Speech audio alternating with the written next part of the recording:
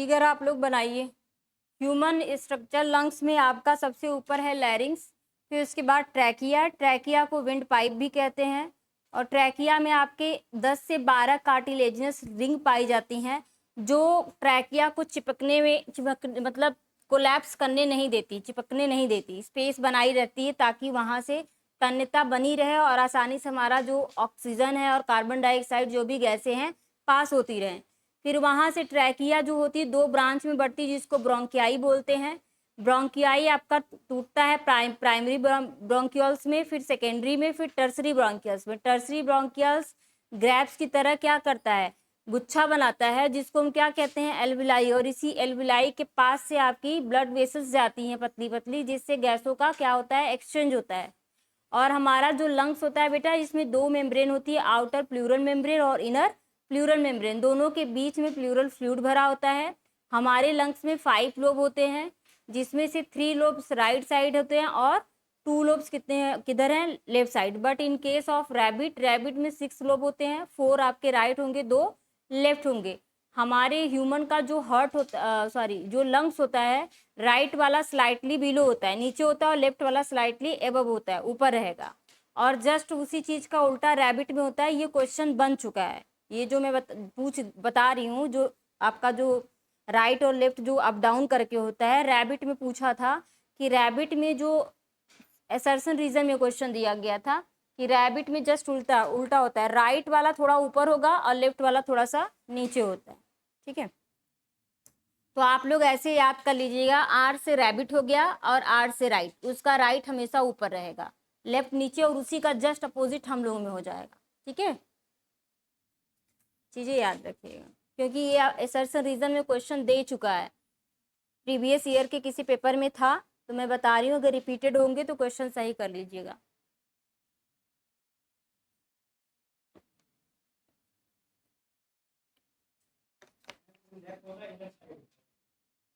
क्या बेटा? नहीं नहीं, ह्यूमन में जो राइट होता है वो थोड़ा सा बिलो होता है कंपैरिजन टू लेफ्ट, लेफ्ट के कंपैरिजन में। अभी मैं लिखवाऊंगी, परेशान होइए, अभी लिखवाऊंगी।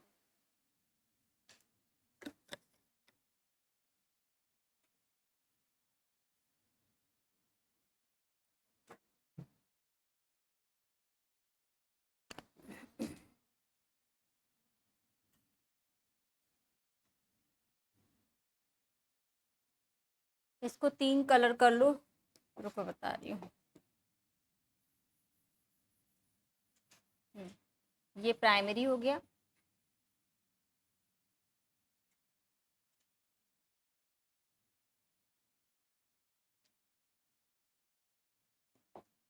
ये सेकेंडरी हो गई, लो,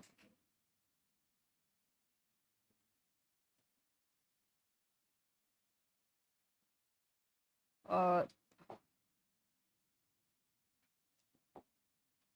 कौन सा कलर लूँ, ये, और ये टर्सरी।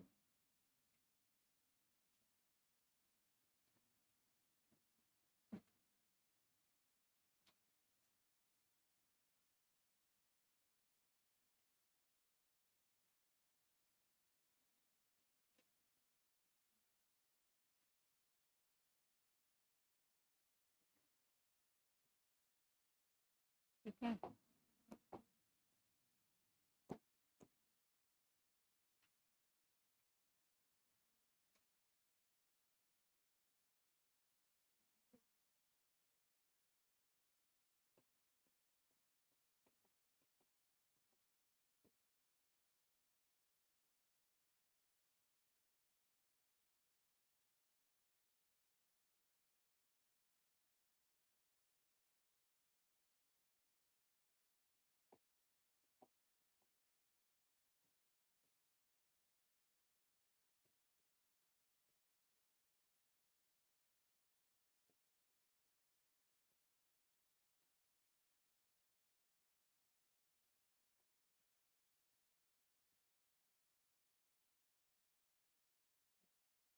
कर लीजिए आप। ये आपकी प्राइमरी ब्रोंकियाई होगी, ये सेकेंडरी ग्रीन वाली होगी, येलो वाली टर्सरी होगी, और ये आपका क्या है, ब्रोंकियाई है, वो ब्रोंक्यूल्स है, ब्रोंकियाई। यहाँ तक आप लोग कर लीजिए तो आगे का समझाऊं। आ जाइए, नेक्स्ट लिखिए आप लोग।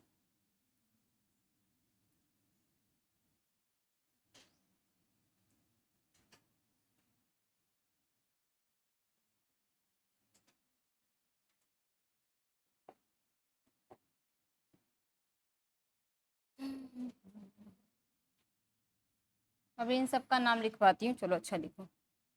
Lungs covered by, lungs covered by pleural membrane,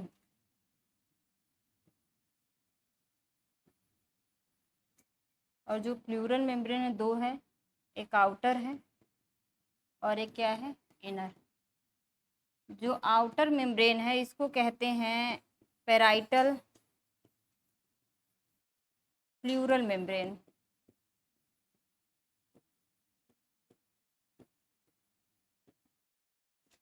और जो इनर है इसको कहते हैं विसरल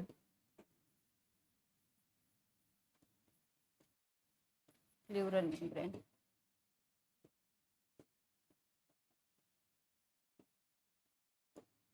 देखिए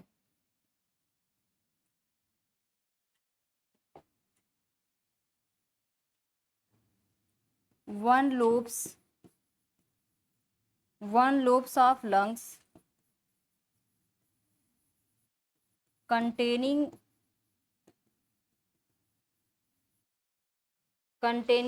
नियर अबाउट लगभग 15 लाख एल्वियोलाई। एक आपके लंग्स में लगभग 15 लाख आपका क्या पाया जाता है, एल्वियोलाई। दोनों मिला लेंगे तो लगभग 30 लाख हो जाएगा। ठीक है, लिख लीजिएगा। और क्या छूट गया,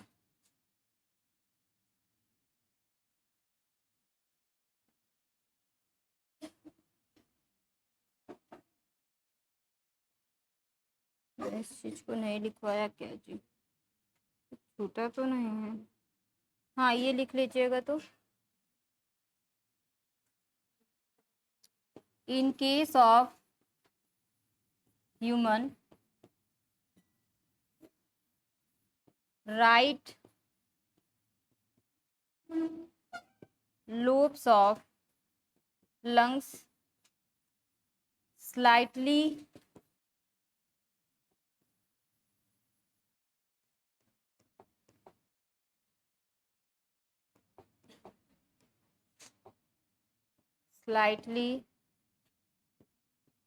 below than लेफ्ट लोब। ठीक है, थोड़ा सा नीचे होता है किससे, लेफ्ट लोब से। कौन, राइट लोब। और यही चीज जस्ट अपोजिट इन रैबिट में इसी का जस्ट अपोजिट होता है बेटा। इस चीज को आप लोग याद रखेंगे। चलिए अब आप लोग लिखिए फेरिंग्स। पहला इसमें आपका क्या हो गया, नॉस्ट्रिल। नॉस्ट्रिल के बाद आपका आएगा फेरिंग्स। फेरिंग्स क्या होता है, common pathway of respiration and digestion. देखिए common pathway of respiration and digestion का क्या है बेटा, कॉमन पैथवे है।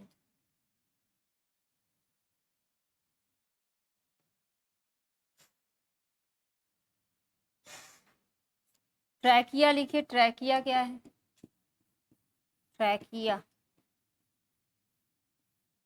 ट्रैकिया द्वारा किसमें सांस लिया जा रहा था, हाँ इंसेक्ट में क्या होता है, ट्रैकिया द्वारा श्वसन होता है। बुक लंग्स द्वारा किससे होता है जी, हाँ जो एरेक्निडा के मेंबर होते हैं, स्पाइडर और स्कॉर्पियन, उसमें आपके क्या होते हैं, बुक लंग्स के थ्रू क्या होते हैं, रिस्पायरेटरी उनका ऑर्गन होता है। सारी चीजें याद रखेंगे। लिखिए it is also called wind pipe.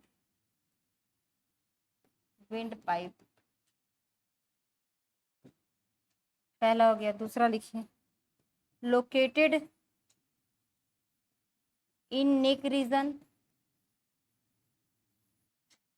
Located in neck region कहाँ? Ventral side, ventral side. आप लोग ईएलटी की तैयारी कर दो। हाँ, जिन बच्चों का एमएससी हो गया और बीएड भी कंप्लीट है, वो जीआईसी के लिए जितना भी मैंने नोट्स लिखवाया है सारी रिपीटेड करना स्टार्ट कर दें, खुद से लिखना स्टार्ट कर दें। ठीक है, जैसे डाइजेस्टिव सिस्टम है तो उसके बारे में अपना फिगर बनाएं, अपनी ओपिनियन जो भी चीज़ें आ रही हैं उसको लिखना स्टार्ट करें, जिनको जिनको मेंस वगैरह देना है। ठीक है, जिसका एमएससी कंप्लीट है प्लस बीएड है, क्योंकि अब जो है एलटी और जीआईसी में बीएड को कंपलसरी कर दिया गया है।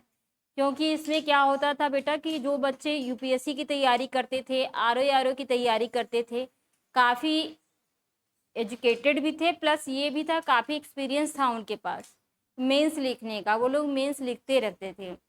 तो हम लोग कितना भी मेहनत कर ले, जो मेंस लिखता है उसके कंपैरिजन तुम्हारी वैल्यू नहीं है। ठीक है, तो उसमें जो सीटें रहती थी वही लोग उड़ा ले जाते थे। इसीलिए कि बच्चों के लिए कि भाई कि गवर्नमेंट ने किया कि अगर बीएड रहेगा तो जो स्टूडेंट मोस्टली बहुत कम होते हैं, जो पीसीएस की तैयारी करते हैं, आरओ की करते हैं तो टीचिंग में नहीं आते, वो बीएड नहीं करते हैं। अब कुछ कुछ जैसे ये नहीं, पर सब नहीं होते। अब क्या है कि धीरे धीरे टीचिंग की स्कोप बढ़ती गई ना 3-4 सालों में, इसलिए सब लोगों ने बीएड करके रख लिया है कि अगर इसमें नहीं होता तो बीएड में हो जाएगा। बट अगर आप लोग जिनका एमएससी है, जो सीरियस है अपने पढ़ाई को लेकर के, वो अभी से रिटर्न करना स्टार्ट कर दें।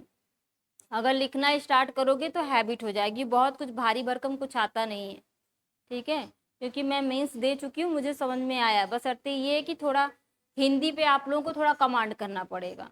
100 नंबर की आपकी हिंदी आती है, 50 का ऐसे आएगा, 50 का ग्रामर आता है। जैसे आप उस टाइम यही फील होता है कि हम बोर्ड एग्ज़ाम दे रहे हैं। वो हिंदी में मुहावरा देगा, 9 2 11 हो जाना, एक और 11 होना। अब उसमें मैं कंफ्यूज हो गई, 1 और 11 में मेरे दिमाग में 9 2 11 ही चल रहा है, मैं उसमें। हाँ, और क्या, ऐसे थोड़ी ना निबंध का मतलब ये थोड़ी ना कि गाय हमारी माता है लिख दे कुछ भी, ऐसे नहीं होता। निबंध का मतलब ये होता है, क्योंकि मैंने भी ऐसे लिखा था, जब मेरा नहीं सिलेक्शन हुआ उसमें, मेरे सब्जेक्ट में बहुत अच्छे नंबर आए थे।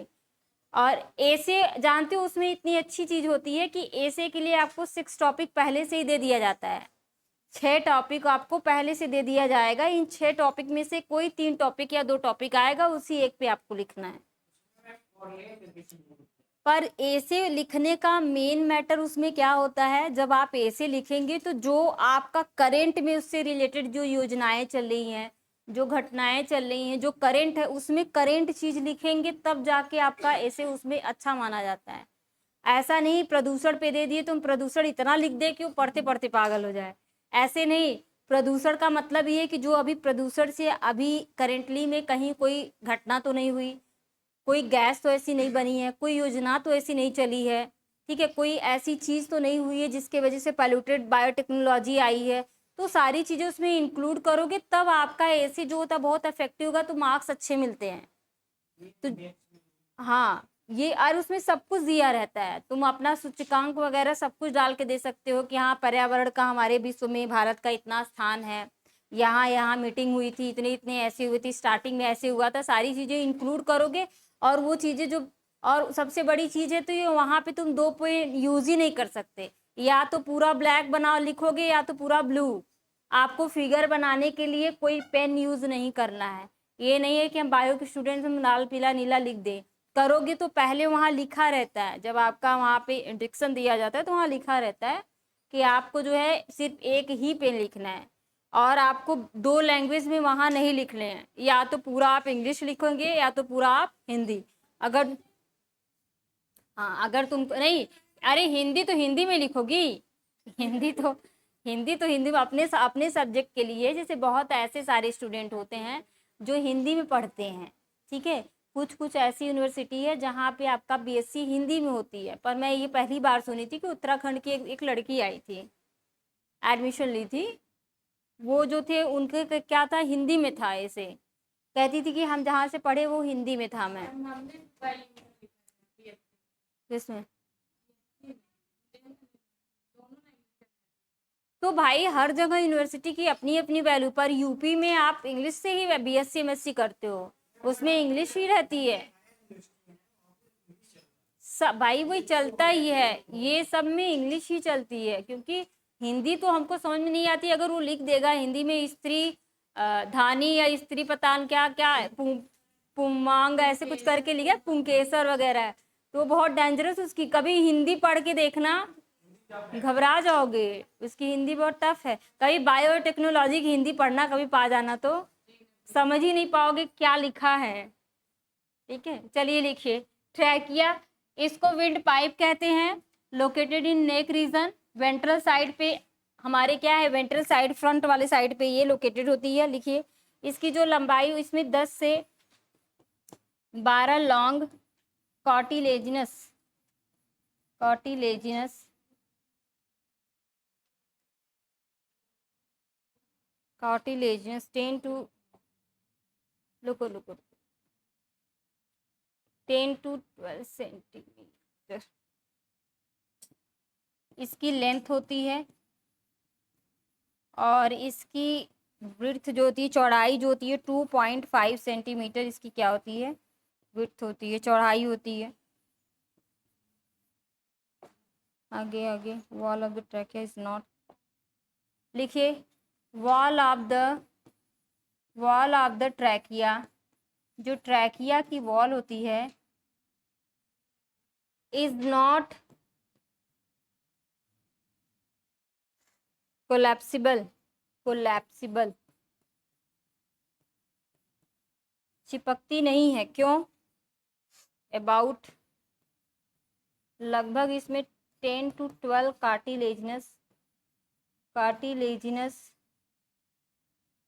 रिंग प्रेजेंट होते हैं। रिंग क्या होते हैं? प्रेजेंट होते हैं।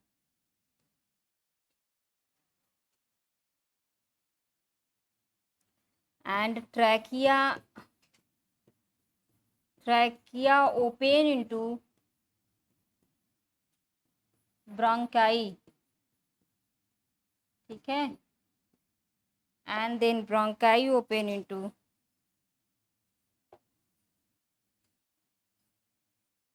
and each bronchi open, two lungs separated,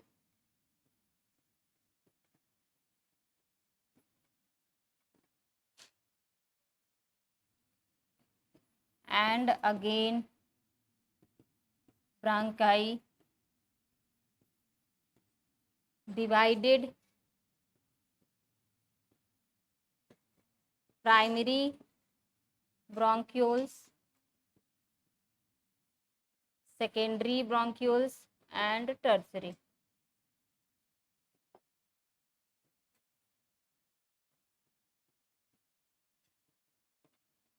And tertiary bronchioles.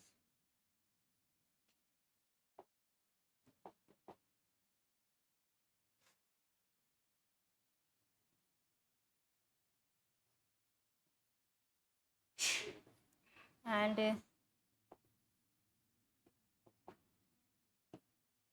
all bronchioles, tertiary bronchioles, and tertiary bronchioles open into bunch of grapes like structure,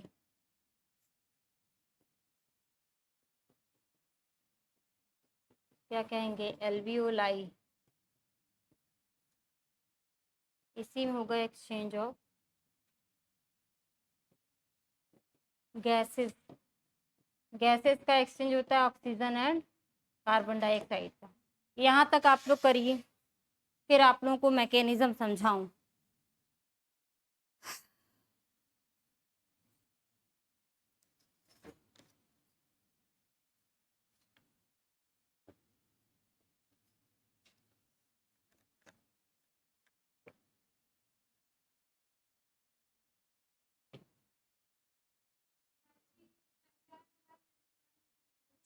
दोनों साथ में आता है।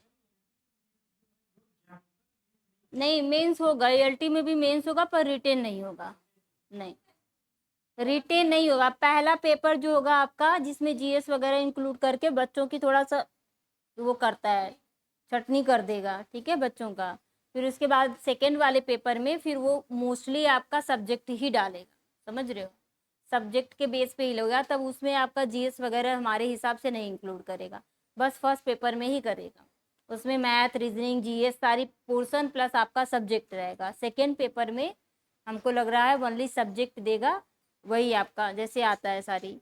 पर जीआईसी में आपका पहला पेपर जो होता है, जैसे आपका देते हो आप लोग पीसीएस का एग्जाम, उसी तरीके से जीआईसी का पेपर होता है। पहला आपका पीसीएस लेवल का, उसमें जीएस वगैरह सारी चीजें पूछी जाती हैं।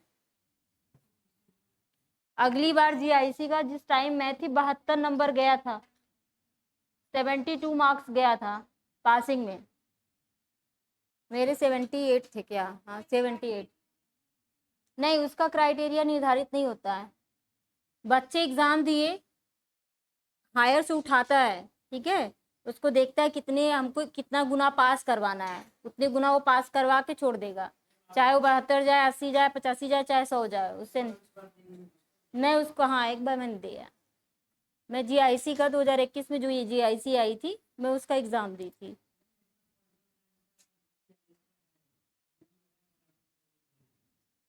ठीक है। जीआईसी में मैंने अपने खुद से स्टडी की थी, मैंने कहीं से पढ़ा वढ़ा नहीं था। हाँ ये था कि जो आपका घटना चक्र था, घटना चक्र मैंने लिया था, मैंने क्योंकि उस टाइम इतना इतना क्रेज नहीं था ना, उतने मुझे नॉलेज भी नहीं थे टीचर्स के, तो मैंने घटना चक्र पढ़ा था, पर प्लस मैंने यूपी का बहुत अच्छे से वो पढ़ा था करेंट। तो बहुत पहले से ही हम लोग 2019 से ही तैयारी कर रहे थे। ये इतना पता था कि जैसे आप लोगों को पता है ना, बहुत पहले से जीआईसी, एलटी हमारे से सारी चीजें हैं, तो फर्स्ट पेपर तो निकल गया था।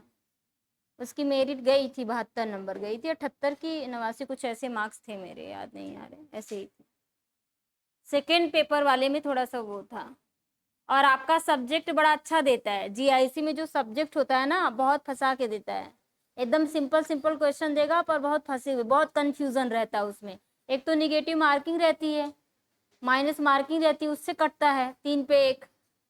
तो बहुत ऐसे स्टूडेंट थे जो उन्होंने लालच बस ज्यादा कर दिया, वो बाहर हो गए, अच्छे खासे थे पढ़ने में। पर जीआईसी में डी प्लस इजी में ऐसा इजी पूछेगा ना, चारों ऑप्शन ऐसा कंफ्यूजन डाल देगा, थोड़ा थोड़ा अंतर रहता है, समझ रहे हो, तो वो चीजें। चलिए देखते हैं आगे, देखिए मैकेनिज्म ऑफ रिस्पायरेशन। अभी तो हमने क्या पढ़ लिया, ये आपका लंग्स का स्ट्रक्चर हो गया, ठीक है। अब हम लोग देखते हैं किस तरीके से गैसों का एक्सचेंज होता है। अब लिखिए आप लोग मैकेनिज्म ऑफ रिस्पायरेशन, रिस्पायरेशन का मैकेनिज्म।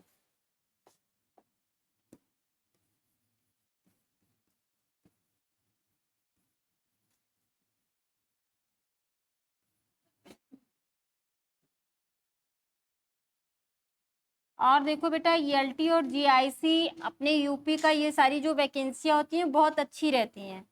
हमको तो केवीएस से तो बेटर लगता है, केवीएस में बहुत मेहनत करते हैं हम लोग, इंटरव्यू में छट जाते हैं, क्योंकि आप यूपी से बिलोंग करते हो, तो आपको उतनी फ्लुएंटली इंग्लिश वहाँ स्पीच नहीं कर पाओगे। पर आपको इंटरव्यू में वो पहली चीज़ यही देखता है, आपके नॉलेज के साथ साथ आपको स्पीच करने की स्किल होनी चाहिए, क्योंकि केवीएस में आप किसी एक राज्य के लोगों को नहीं पढ़ाते हो, वहाँ जो रहता है वो बहुत राज्य के हर जगह से बच्चे आते हैं। तो वहाँ पे हिंदी को सोचो कि अपने इंडिया में रहते हुए ही अपने ही मातृभाषा को वहाँ पे कहीं जगह ही नहीं मिली है, उन्होंने प्रेफरेंस किसको दिया है? हिंदी को, और इंग्लिश को दिया है। इंग्लिश हर बच्चे को उसमें आती है, तो आपको अपनी जो डेली रूटीन वर्क है, जो डेली बच्चों से बात करने का जो स्किल है, आप इंग्लिश में ही करोगे, सारी चीज़ें उनको इंग्लिश में ही पढ़ाओगे, इसलिए पहले वो चीज़ें आपको यही देखते हैं। अगर आपको बहुत नॉलेज है, आपको अच्छी इंग्लिश की स्पीकिंग की स्किल नहीं है ना, तो निकाल देते हैं, ये हकीकत है वहाँ की, क्योंकि उनको पता है आपसे बेटर बेटर बच्चे रहते हैं, बहुत फ्लुएंटली इंग्लिश बोलते हैं। जो दिल्ली साइड के सब रहते हैं, सारे बच्चे रहते हैं ना, उनकी इंग्लिश बहुत अच्छी होती है, स्पीच नॉलेज आपसे बेटर नहीं होगा। मैंने आज तक ये चीज़ें बहुत देखी, मैं मुंबई भी रह चुकी हूँ, दिल्ली में बहुत सारी मेरी फ्रेंड है, मैंने सबसे कंपैरिजन किया, पर नॉलेज के बेस पे हम लोग बहुत अच्छे हैं। बशर्ते ये है उनके अंदर बस स्पीच करने की ना स्मार्टनेस बड़ी अच्छी है। बाकी हम लोग के पास अगर कुछ पूछ दो ना तो उन लोगों को उसको घुमाएंगे, उसी इंग्लिश के वर्डों में घुमाते रहते, ये। पर अगर तुमसे पूछ देंगे तुम क्लियर लिख के बता दोगे, उनको टेंशन रहती है। बशर्ते ये रहता है वो शो अप नहीं करते हैं अपने आप को, तुमसे नीचे नहीं होने देंगे। हम लोग डर जाते हैं यार बहुत अच्छा बोला, इसको बहुत नॉलेज है, यही बस हम लोग में कमी होती है। बट बोलना चाहिए, 4 दोस्त हो तो आपस में एक दूसरे से बोलना चाहिए, टूटी फूटी बोलो पर बोलो, कोई बात नहीं है। 1 दिन 2 दिन 4 दिन 5 दिन मजाक होगा, फिर उसके बाद धीरे धीरे चीज़ें सीक्वेंस में आ जाती हैं। तो स्पीच करना चाहिए, अपनी ही फ्रेंड है बात करो उससे, इंग्लिश में ही बात करो, जो चीज़ें नए आए कोई बात नहीं, लिख लो उसको, हमेशा बोलते रहो थोड़ी थोड़ी, जैसे नहीं बहुत, देखो एक ही दिन में तो सब सीख जाओगे नहीं, पर जितना आता है उतना बोलो, ठीक है। जो वर्ड जो आप डेली रूटीन में वर्ड यूज़ करते हो नहीं आता है उसको देख लो, गूगल है ही, बोल दो इसको क्या कहा जाता है, खुद आ जाएगा, तो सीख लो चीज़ें। फ्यूचर में भाई आप लोगों को बहुत काम देगा। लिखिए इसमें बेटा मेनी प्रोसेस इंक्लूड, लिखिए many process include. Mechanism of respiration में बहुत सारी आपकी प्रोसेसेस होती हैं। पहली आपकी प्रोसेस लिखिए ब्रीदिंग, सबसे पहली प्रोसेस क्या है, ब्रीदिंग। ब्रीदिंग में आपकी 2 प्रोसेस होती है, इनहेलेशन और एक्सहेलेशन। लिखिए इनहेलेशन या इसी को इंस्पायरेशन कहते हैं, इंस्पायरेशन, एक्सहेलेशन या इसी को एक्सपायरेशन लिखते हैं, एक्सपायरेशंस। पहली आपकी मैकेनिज्म हो गई। दूसरी लिखिए एक्सटर्नल, एक्सटर्नल रिस्पायरेशन। तीसरे लिखिए इंटरनल रिस्पायरेशन, रिस्पायरेशन। और चौथी सबसे मोस्ट है आपका क्या, सेलुलर रिस्पायरेशन, सेलुलर रिस्पायरेशंस। इस सेलुलर रिस्पायरेशंस में आपके इंक्लूड होते हैं कुछ साइकिल होते हैं जिसको कहते हैं ग्लाइकोलाइसिस,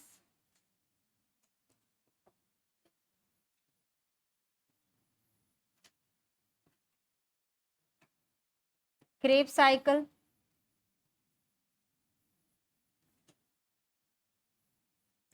या ETS, इलेक्ट्रॉन ट्रांसपोर्ट सिस्टम, इसको कहते हैं EMP, यही ना, Embden Meyerhof Parnas pathway, Embden Meyerhof Parnas pathway. 3 scientists थे, इम्डेन मेयर हाफ और पार्नस, ठीक है। इन्होंने किसको दिया है, ग्लाइकोलाइसिस को, इसलिए इन्हीं के नाम पे इसको कहा जाता है EMP पैथवे। क्रेब्स साइकिल को बोलते हैं सिट्रिक साइकिल, या इसको बोलते हैं TCA, try carboxylic acetic acid cycle, ठीक है। हाँ, और ये जो आपकी होती है ये आपका होता है साइटोप्लाज्म में। ये कहाँ होता है बेटा, साइटोप्लाज्म में। ये होता है माइटोकॉन्ड्रिया के मैट्रिक्स में, माइटोकॉन्ड्रिया के मैट्रिक्स में। और ये माइटोकॉन्ड्रिया के inner membrane of, inner membrane of mitochondria, जो आपकी मेम्ब्रेन क्या होती है, फोल्डेड होती है, उसको क्या कहते हैं, क्रिस्टीना। और इसी में पाया था F0 F1 पार्टिकल, इसी पे ये होता है, अभी समझा रही हूँ। हाँ, ग्लाइकोलाइसिस में आपका ग्लूकोज लास्ट में टूट करके पायरुविक एसिड बनाता है और उसी से आपका ATP रिलीज होता है। हमको ये तीनों प्रोसेस करने की क्या जरूरत है, ATP बनाना है। क्या बनाना है, ATP बनाना है, एनर्जी रिलीज करनी है, इसलिए हम ग्लाइकोलाइसिस में ग्लूकोज को तोड़ के बनाएंगे। क्रेब साइकिल्स में आपका क्रेब साइकिल चलेगा इसमें, और आपका C3 C4 साइकिल सब चलेगा, उसको तोड़ के बनाएंगे। फिर आपका ETS आता है, इलेक्ट्रॉन ट्रांसपोर्ट सिस्टम। इसमें हम इलेक्ट्रॉन को, जो फोटोन होता है जिससे आपके क्या होते हैं फोटोकेमिकल जो रिएक्शन, उसके द्वारा तोड़ करके इलेक्ट्रॉन से हम फिर सीक्वेंस को क्या करते हैं, PS फर्स्ट और PS सेकेंड, ठीक है। हाँ, उसके थ्रू हम क्या करते हैं, अपना ATP और NADPH ये सारी चीज़ों को बनाते हैं। ये सारी चीज़ें आप लोगों को सेलुलर रिस्पायरेशन में पढ़नी होगी। ये जो ग्लाइकोलाइसिस, क्रेब्स और ETS, ये मैं आप लोगों को प्लांट फिजियोलॉजी पढ़ाऊंगी तो वहाँ पे है, ठीक है। तो यहाँ के लिए आप एक्सटर्नल इंटरनल रिस्पायरेशन तक पढ़ेंगे। इसको लिख लीजिए। मैकेनिज्म में क्या है, अब हम लोग देखते हैं किस प्रकार से हम गैसों का एक्सचेंज करते हैं। पहला क्या है आपका, ब्रीदिंग है, सांस का लेना और छोड़ देना, ठीक है। दूसरा क्या है, एक्सटर्नल रिस्पायरेशन, बाहरी तरीके से किस तरीके से हम गैसों का एक्सचेंज करते हैं, और सेल में किस तरीके से कहेंगे। और सेलुलर क्या है, सेल टू सेल होता है। और इंटरनल में क्या है, सेल आपका क्या होगा, एल्विलाई से कहाँ तक होगा, ब्लड वेसल्स में, ठीक है। और फिर ब्लड वेसल से आपका सेल में होगा इंटरनल, और सेल टू सेल होगा सेलुलर रिस्पायरेशन, ठीक। चीजें करिए, हम समझा रहे हैं अभी आपको। अरे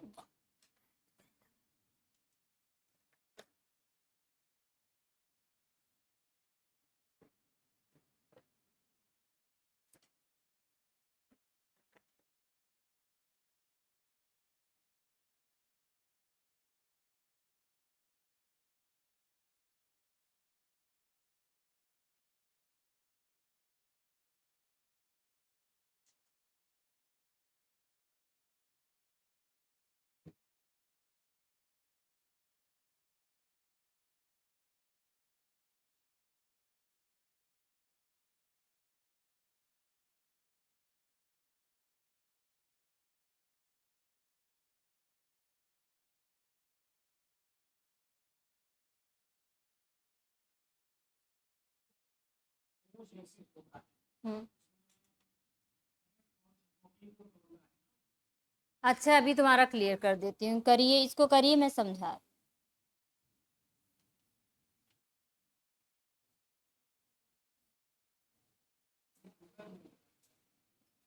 हाँ,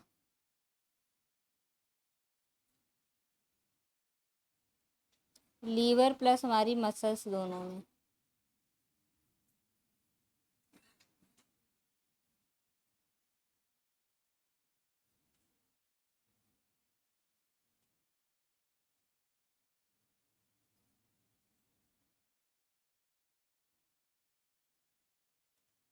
हो गया ये, चल चलो भाई, थोड़ा देख ही लो अब तुम लोग, नॉलेज देख ही लो। अगर कोई व्यक्ति क्या है, फास्ट है, क्या है बेटा, फास्ट है, ठीक है, व्रत है, तो व्रत में पूरे दिन भर उसने, एक दिन कल उसको व्रत रहना, तो आज जो भी खाना खाया होगा उसमें क्या क्या रहा होगा, कार्बोहाइड्रेट होगा, प्रोटीन होगा उसके बॉडी में, और फैट होंगे। ये तीन चीज इंक्लूड रहेंगे उसके बॉडी में। इससे उसने क्या बना ली है, ATP बना ली है, ठीक है, ग्लूकोज बना करके ATP के फॉर्म में रख दिया है उसने। अगले दिन क्या कर लिया है, फास्ट रख दिया है, ठीक है। उस दिन फास्ट का मतलब ये नहीं वो पानी पी रहा है और बाकी फल फ्रूट खा रहा है। फास्ट का मतलब निर्जल व्रत है आपका, पानी वानी तक कुछ नहीं करना है, ठीक है। तो उसका एक दिन हुआ तो उसने क्या टूट, उसका क्या टूट रहा है, ये कार्बोहाइड्रेट जो था वो टूट टूट के क्या कर रहा है, ग्लूकोज बना रहा है। कार्बोहाइड्रेट टूट टूट के क्या कर रहा है बेटा, ये आपका कार्बोहाइड्रेट है, ये आपके टूट टूट के क्या बना रहे हैं, ग्लूकोज। क्या बना रहे हैं, ग्लूकोज है, तो यही आपका क्या हो जाएगा, ग्लाइकोजेनेसिस हो जाएगा, ठीक है। अगर कार्बोहाइड्रेट आपका टूट टूट के क्या बना रहा है, ग्लूकोज बना रहा है, और इस ग्लूकोज से हम क्या कर रहे हैं, ATP बना के एक दिन अपना चले इससे, ठीक है। एक दिन आपका चले, दूसरा दिन आया, जब दूसरा दिन आया तो भाई अब तो कार्बोहाइड्रेट है ही नहीं कि हम ग्लूकोज बनाएंगे। अब हमारी बॉडी में क्या बच गया है, या तो फैट है या तो प्रोटीन है। तो पहले प्रोटीन टूटती नहीं, पहले क्या टूटेगा आपका, फैट टूटेगा। क्या टूटेगा, फैट टूटेगा। अब आप लोग यहाँ एक साइकिल पे आओ। आप लोग बचपन से ही ग्लाइकोलाइसिस साइकिल पढ़े होंगे, क्या है, ग्लाइकोलाइसिस। आपका ये साइकिल होता है, इसमें पूरे टोटल कितने स्टेप होते हैं, 10 स्टेप होते हैं, ठीक है। 5 स्टेप को कहते हैं पे ऑफ फेज। क्या कहते हैं, पे ऑफ फेज, नहीं प्रिपरेटरी फेज कहेंगे, प्रिपरेटरी फेज, और 5 स्टेप को पे ऑफ फेज। 5 स्टेप तक वो अपने आप को क्या करता है, प्रिपेयर करता है, ठीक है, चीज़ों को तोड़ तोड़ के एटीपी निकालने के लिए। तो इन 5 स्टेप में वो क्या करता है, खर्च करता है, अपनी एटीपी इसमें यूज़ करता है, ठीक है। तो उसके पास क्या था, एडीपी था, एडीपी से टूट करके एटीपी 5 स्टेप में करता है, बाकी 5 स्टेप में एटीपी को जनरेट करता है। ये 5 लगा करके वो इसका दुगना एटीपी बना लेता है, ठीक। मैंने क्या समझाया, ग्लाइकोलाइसिस में कितने प्रोसेस होते हैं, 10 प्रोसेस। 5 प्रोसेस को प्रिपरेटरी फेज कहेंगे और 5 प्रोसेस को पे ऑफ फेज कहेंगे। जो प्रिपरेटरी फेज है उसमें हम एटीपी को यूज करते हैं, खर्च करेंगे, और पे ऑफ फेज में एटीपी को बनाते हैं। इतनी चीजें समझ में आई। अब हमारी जो ग्लाइकोलाइसिस है, ग्लाइकोलाइसिस में जब हम इसको पहला तोड़ते हैं तो हेक्सोकाइनेज, किस एंजाइम से, हेक्सोकाइनेज में। तो किसमें टूटता है, किसमें बताओ, किसमें टूटता है जी, किसमें टूटता है, नहीं 1-6 नहीं टूटता है, 6 में से भी टूटता है, ठीक है। फास्फो क्या किस, 6 नहीं होता है भाई, रुको एक मिनट में लिखी हूँ, ठीक है। चलो, हेक्सो से ये टूटा है, फास्फो 6 करके ऐसे रहता है उसमें। इसका जब 5वां आपका आता है, 5वां स्टेप आता है, तो ये टूटता है फास्फो ग्लिसरल डिहाइड, ग्लिसरल डिहाइड में टूटता है। ध्यान से देखना, ये चीजें समझ में आएगा। ये इसका 5वां प्रोडक्ट है, क्या है बेटा, ये 5वां प्रोडक्ट है ग्लिसरल डिहाइड। अब हमारे पास कार्बोहाइड्रेट था, ठीक, फिर क्या था, फैट। फैट टूटा किसमें, ग्लिसरॉल में, और किसमें, फैटी एसिड में, किसमें, फैटी एसिड में टूटा, ठीक। इसके बाद यहाँ तक आप आएंगे तो लास्ट में आपका टूटता है 10वां स्टेप, पार्विक एसिड। क्या होता है, पार्विक एसिड। फिर से समझा रही हूँ, देखो, ये 5वां स्टेप हो गया, ये 10वां स्टेप हो गया। ये हम ग्लाइकोलाइसिस कर रहे हैं, कार्बोहाइड्रेट को तोड़ रहे हैं, तो पांचवा जो आपका केमिकल में टूटा है इसको कहते हैं फास्फोग्लिसरल डिहाइड कहते हैं। और जो 10वां टूटता है ये क्या है आपका, पार्विक एसिड है। इसी से आपका एटीपी बनता है, ठीक है, इसी से आपका एटीपी बनता है। टोटल 6 बनते हैं, जिसमें ऊपर के 5 में हमारा 2 एटीपी खर्च हो जाता है, तो कितने बच गए हैं, 4 ना, तो 4 एटीपी लगभग नेट बचते हैं। इसको तभी रहने दो, यहाँ तक बस देखो, यहाँ से लेके ये 5वां कंपाउंड क्या है, फास्फोग्लिसरल डिहाइड है, और आपका 10वां कंपाउंड क्या है, पार्विक एसिड, ग्लूकोज ऐसे टूटते हुए आ रहा है। तो हमने कार्बोहाइड्रेट वाले में जब पहला बार तोड़े, हमने कार्बोहाइड्रेट से ग्लूकोज बनाया, तो इसको कहेंगे ग्लाइकोलाइसिस। क्या कहते हैं, ग्लाइकोलाइसिस।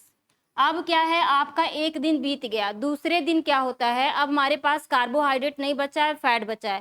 फैट के पास मॉलिक्यूल है ग्लिसरल डिहाइड और फैटी एसिड, ठीक, यहाँ तक समझ में आया।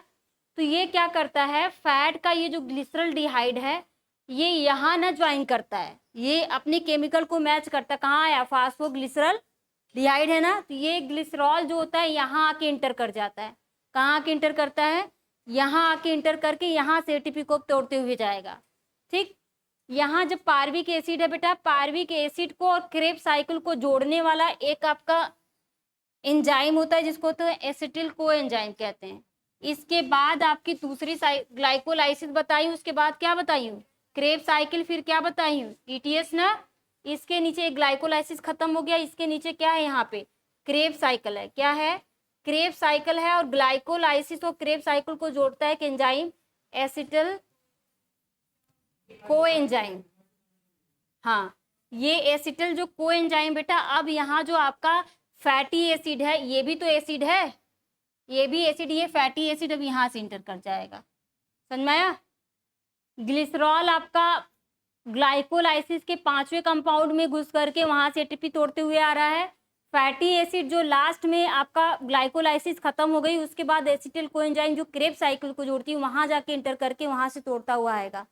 तो यहाँ पे क्या हुआ, आपका पूर्ण कार्बोहाइड्रेट और फैट, इन दोनों का क्या हो गया, ऑक्सीडेशन हो गया और एटीपी टूट गई, ठीक। अब बचा क्या आपके पास, प्रोटीन। प्रोटीन हमारी बॉडी का क्या होता है, बिल्डिंग प्रोडक्ट होता है ना, उसी से तो हमारी प्रोटीन बॉडी बनती है। अगर प्रोटीन टूटने लगता है तो मतलब हमारी बॉडी की सारी सेल्स खराब होने लगती है, और धीरे धीरे धीरे हम मौत के साइड जा रहे हैं, ये चीजें हैं, उसको कहते हैं भूखमरी से इंसान की मौत हो जाना, उसको स्टारवेशन इंग्लिश में बोलते हैं। तो जो आपका जब फैट रहता है, प्रोटीन जो रहती है ना, प्रोटीन कहीं से भी इंटर करती है, यहाँ से भी इंटर कर सकती है, यहाँ से भी इंटर कर सकती है, और यहाँ से भी इंटर कर सकती है। प्रोटीन का कोई एक एग्जैक्ट नहीं, वो कहीं से भी इंटर करके उसको तोड़ती, क्योंकि लास्ट में वही बच गई ना। अब जब वो पूरी तरीके से टूट जाती है तो इंसान की मौत हो जाती है। समझ में आया? तो क्वेश्चन में पूछा जाता है कि अगर कोई व्यक्ति फास्टिंग में है तो फैट का जो ग्लिसरॉल होता है या फैटी एसिड कहाँ से इंटर करता है, तो कहाँ से बताएंगे?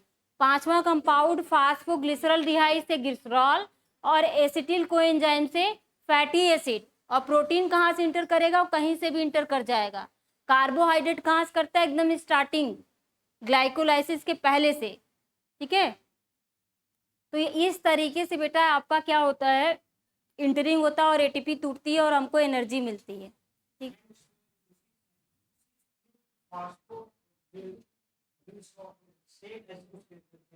किसमें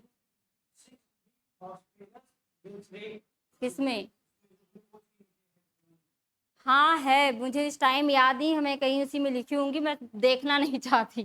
ठीक है, उसको मैं आप लोगों को बता दूंगी। ठीक है, अभी दिमाग में नहीं आता है। फास्फो 6 क्या है भाई? 6 नहीं, 6 ही है, और इधर इधर कुछ है। रुको 1 मिनट, अब देख ही लेती हूँ, देखती हूँ। हेक्सोकाइनेस फर्स्ट प्रोडक्ट कहाँ दिखता है, दिमाग में आ नहीं रहा है ना। फास्फो 6 फास्फोग्लिसरॉल्डिहाइड, 6 फास्फोग्लिसरॉल्डिहाइड है क्या? नहीं, ये भी नहीं है। 1 मिनट रुको, अब मैंने कहाँ लिखा है, गूगल से ही पूछ लेती हूँ। ग्लाइकोलाइसिस,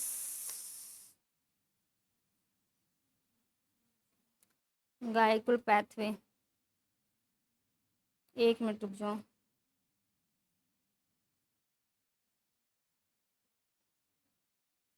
इमेज,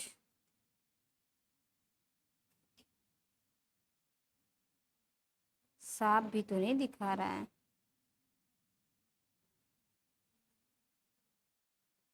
ग्लूकोज 6 फास्फेट है, क्या है? ग्लूकोज 6 फास्फेट, ये है बेटा आपका ग्लूकोज 6 फास्फेट। हेक्सोकाइनेज एंजाइम के ग्लूकोज 6 फास्फेट है। ठीक है, यही है ग्लूकोज 6 फास्फेट, तो टूटता है, और ये हेक्सोकाइनेज से। अगर यही ग्लूकोज आपका ग्लाइकोजन जो रहे कहाँ, लीवर में रहता है, तो ये एंजाइम आपका क्या हो जाएगा? हेक्सोकाइनेज से ग्लूकोकाइनेज हो जाता है। क्या हो जाएगा? ग्लूकोकाइनेज हो जाता है। ये भी आपका क्वेश्चन बन चुका है कि अगर आपका ग्लाइकोलाइसिस में क्वेश्चन पूछा गया था, अगर ग्लाइकोलाइसिस में आपका फर्स्ट प्रोडक्ट टूटता है due to presence of hexokinase enzyme में, अगर वही आपका साइकिल चलता है लीवर में, तो वहाँ कौन सी एंजाइम तोड़ती है? तो क्या कहेंगे? ग्लूकोकाइनेज। ठीक है, और यहाँ पे क्या है आपका? हेक्सोकाइनेज। समझ में आया? ये भी आपके क्वेश्चंस बन चुके हैं। तो इस तरीके से क्वेश्चन आपके पूछे जाते हैं, जो कि मैं ये सारी चीज़ें आप लोगों को पढ़ाऊंगी, बशर्ते यहाँ उस बच्चे ने पूछा था तो इसलिए बता दी। चलो आगे देखते हैं, कहाँ तक हुआ जी? पहला डालिए आप लोग ब्रीदिंग, ब्रीदिंग डालो पहला। मैकेनिज्म में पहला आप लोग डालिए ब्रीदिंग, ब्रीदिंग पहला डालिए आप लोग ब्रीदिंग।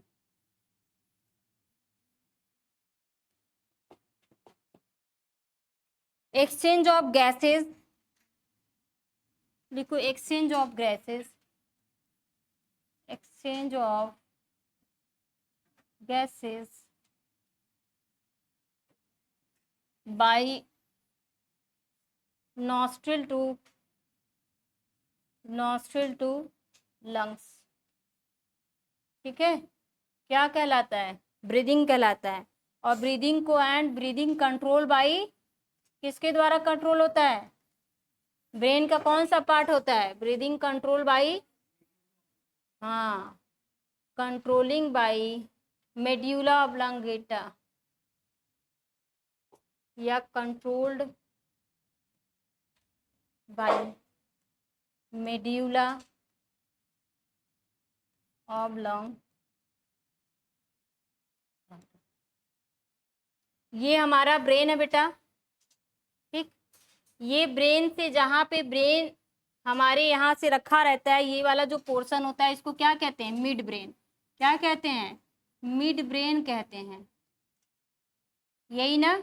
इसके बाद यहाँ फूला हुआ संरचना रहता है जिसको क्या कहते हैं, पॉन्स। दूसरा फूला हुआ रहता है मेड्यूला, और ये जो डंडी निकलती है इसी को स्पाइनल कॉर्ड बोलते हैं। क्या कहते हैं, स्पाइनल कॉर्ड। ये पॉन्स हो गया, ये क्या हो गया, मेड्यूला ओब्लांगोटा हो गया, और ये क्या थी, क्या बनाए थे यहाँ पे, मिड ब्रेन। इसको भी इधर ही लिख लो, मिड ब्रेन। ये क्या हो गया, मिड ब्रेन हो गया। और ये जो डंडी है इसको क्या कहते हैं, स्पाइनल कॉर्ड। और यहाँ पॉन्स से लेकर के यहाँ मेडुला ऑब्लांगेटा तक एक इस तरीके से स्ट्रक्चर निकलता है जिसको क्या कहते हैं, सेरिबेलम। क्या कहा जाता है, सेरिबेलम। इस तरीके से दो हाफ्स होते हैं इसमें। और यहाँ ये वाला जो पोर्शन है क्या है, सेरिब्रम है। क्या है बेटा आपका, सेरिब्रम है।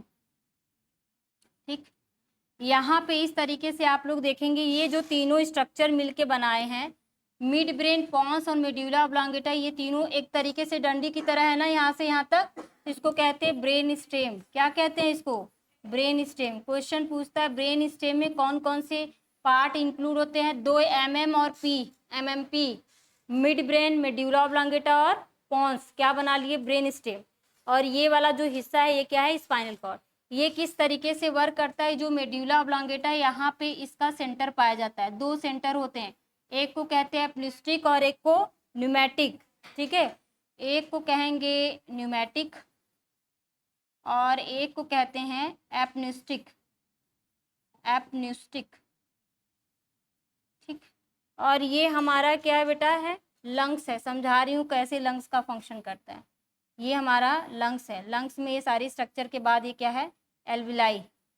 ठीक, यहाँ से जाता है ब्लड वेसल्स। इस एल्विलाई से नर्व निकलती हुई सीधे कहाँ जाती है, हमारे एप्निस्टिक न्यूमेटिक सेंटर में। इसका काम क्या होता है, जो हम सांसें लेते हैं, ब्रीदिंग करते हैं, तो सांसें लेते हैं तो ऐसा नहीं कि यहाँ से सांस ले रहे हैं नोज से, तो वो जो है इसमें एल्विलाई में आपका क्या आके भरता रहता है, हवा आके भरती रहेगी ना, गैसेस। इतना न सांस ले ले कि पता ही नहीं चले कि उसको इतना ले ले कि हमारी एल्विलाई फट जाए। तो इसको कंट्रोल करने के लिए एप्निस्टिक सेंटर आता है और इसको क्या करता है, रोकता है कि बस भाई अब हो गया है, बहुत सांस ले लिए। ठीक, तो ये अगर ये डैमेज हो जाता है तो यही क्या कहलाता है, कौन सा फिनोमिना बताए थे, हाँ क्या बताए थे, क्या बताए थे बताओ, कौन सा फिनोमिना बताए थे। अब तुम लोग कल हमको बताना, ठीक है। फिनोमिना के लिए तुम लोग पढ़ोगे, मैंने अगर जहाँ ब्रेन बताया होगा वहाँ मैं यही बताई हूँ। ठीक, अगर जो नोट्स लाया खोल के देख ले, जहाँ मैंने ब्रेन पढ़ा है ये स्ट्रक्चर बनाई हूँ। और वहाँ पूछता है कि अगर वो फिनोमिना दे के पूछेगा या तो सेंटेंस दे के कि अगर एक्सेस ऑफ हम एयर को अगर भर लेते हैं अपने एल्विलाई में, तुम्हारी एल्विलाई जो रैप्चर हो जाती है वो कौन सा एक्शन या कौन सा फिनोमिना कहलाता है, बताइए बताइए। चलिए कोई बात नहीं, पढ़ेंगे तभी वो चीज़ें याद होंगी। ठीक, तो इस तरीके से ये चीज़ें हमारी यहाँ पे, ये जो हमारी ब्रीदिंग है, ब्रीदिंग को कौन कंट्रोल कर रहा है, यही ना, मेड्यूला ऑब्लांगेटा। इसीलिए मैंने यहाँ लिखा है breathing control by medulla oblongata. कभी कभी किसी का ऑन द स्पॉट ऐसे गिरता है तो यहाँ जो ये जो नस आती है नोज से ऑक्सीजन को लेकर के हमारे ब्रेन में, इसी पे डैमेज होता है, दब जाती है, तो ऑक्सीजन पूरा प्रॉपर हमारे ब्रेन में नहीं जाता और हमारे ब्रेन की सारी जितनी भी आपकी नर्व्स होती है ना, वो क्या हो जाती हैं, कोलैप्स कर जाती हैं, ऐसे सिकुड़ जाएंगी। और जिसको कहते हैं ब्रेन हेमरेज हो गया, तुरंत ऑन द स्पॉट डेथ हो जाती है, तो इसी के वजह से होता है।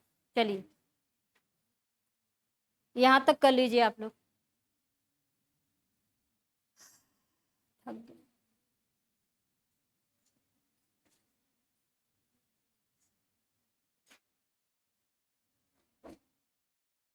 बताइए,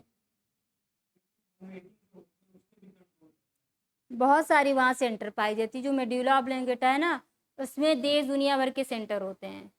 वोमिटिंग, कफिंग, स्नीजिंग, बहुत सारी सेंटर होती हैं। जितने गंदे गंदे सेंटर होते हैं सब वहाँ पाए जाते हैं। ये याद रखना ऐसे ही।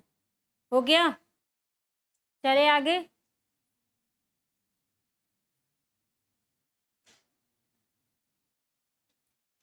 तो इसको आई थिंक ब्रूनर रिफ्रैक्स एक्शन बोलते हैं क्या?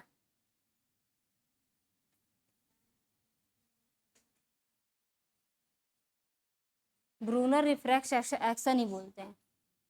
चलो बताएंगे, देख लेना। चलो ब्रीदिंग में लिखिए आप लोग।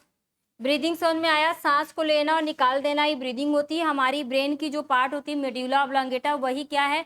रिस्पायरेटरी रिदम सेंटर होता है। इसको क्या कहते हैं? मेड्यूला ऑब्लांगेटा को रिस्पायरेटरी रिदम सेंटर। अगर पूछ देता है, क्वेश्चन पूछता है रिस्पायरेटरी रिदम सेंटर किसको कहते हैं?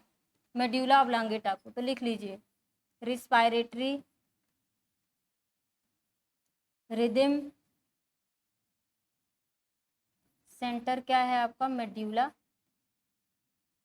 ओब्लांगेटा, जो हमारे रिस्पायरेशंस को क्या करता है? कंट्रोल में रखता है। ठीक है, चलिए भाई लिखिए। और ये आपका हमारे किस पार्ट में पाया जा रहा है? किस ब्रेन के किस हिस्से में पाया जा रहा है? मेड्यूला ऑब्लांगेटा ब्रेन का कौन सा हिस्सा है? पीछे वाला भाग है तो क्या हो जाएगा? हाइंड ब्रेन हो जाएगा। किसका हिस्सा है बेटा ये? हाइंड ब्रेन का। कभी कभी मेड्यूला ऑब्लांगेटा न दे करके हाइंड ब्रेन दे दे तो। चलो लिख, ब्रीदिंग रेट लिखिए। ब्रीदिंग रेट, ब्रीदिंग रेट में आप लोग लिखिए तो 60 to 80 टाइम्स पर minute.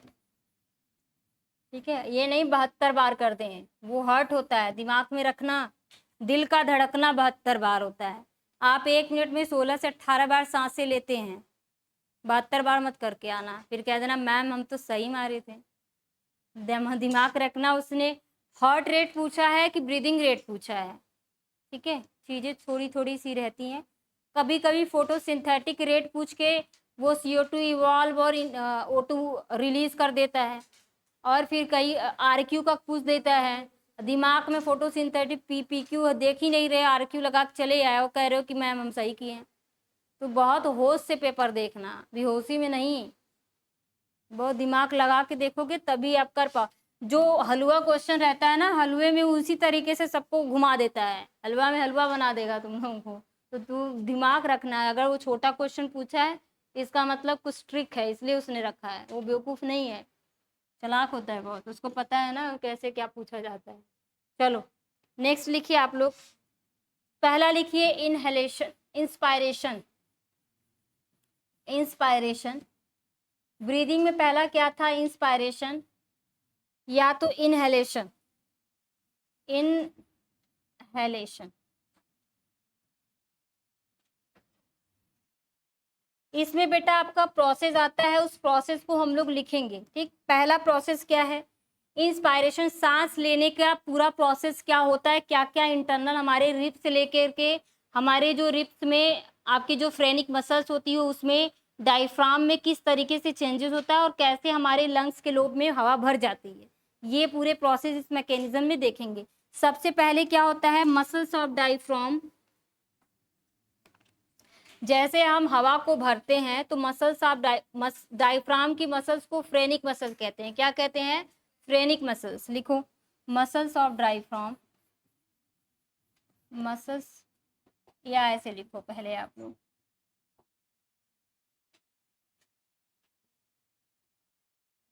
Air enter the lungs.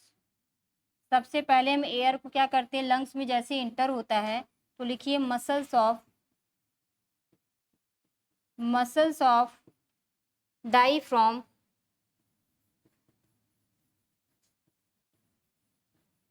Become arc shape. कैसा हो जाएगा? आर्क शेप हो जाएगा।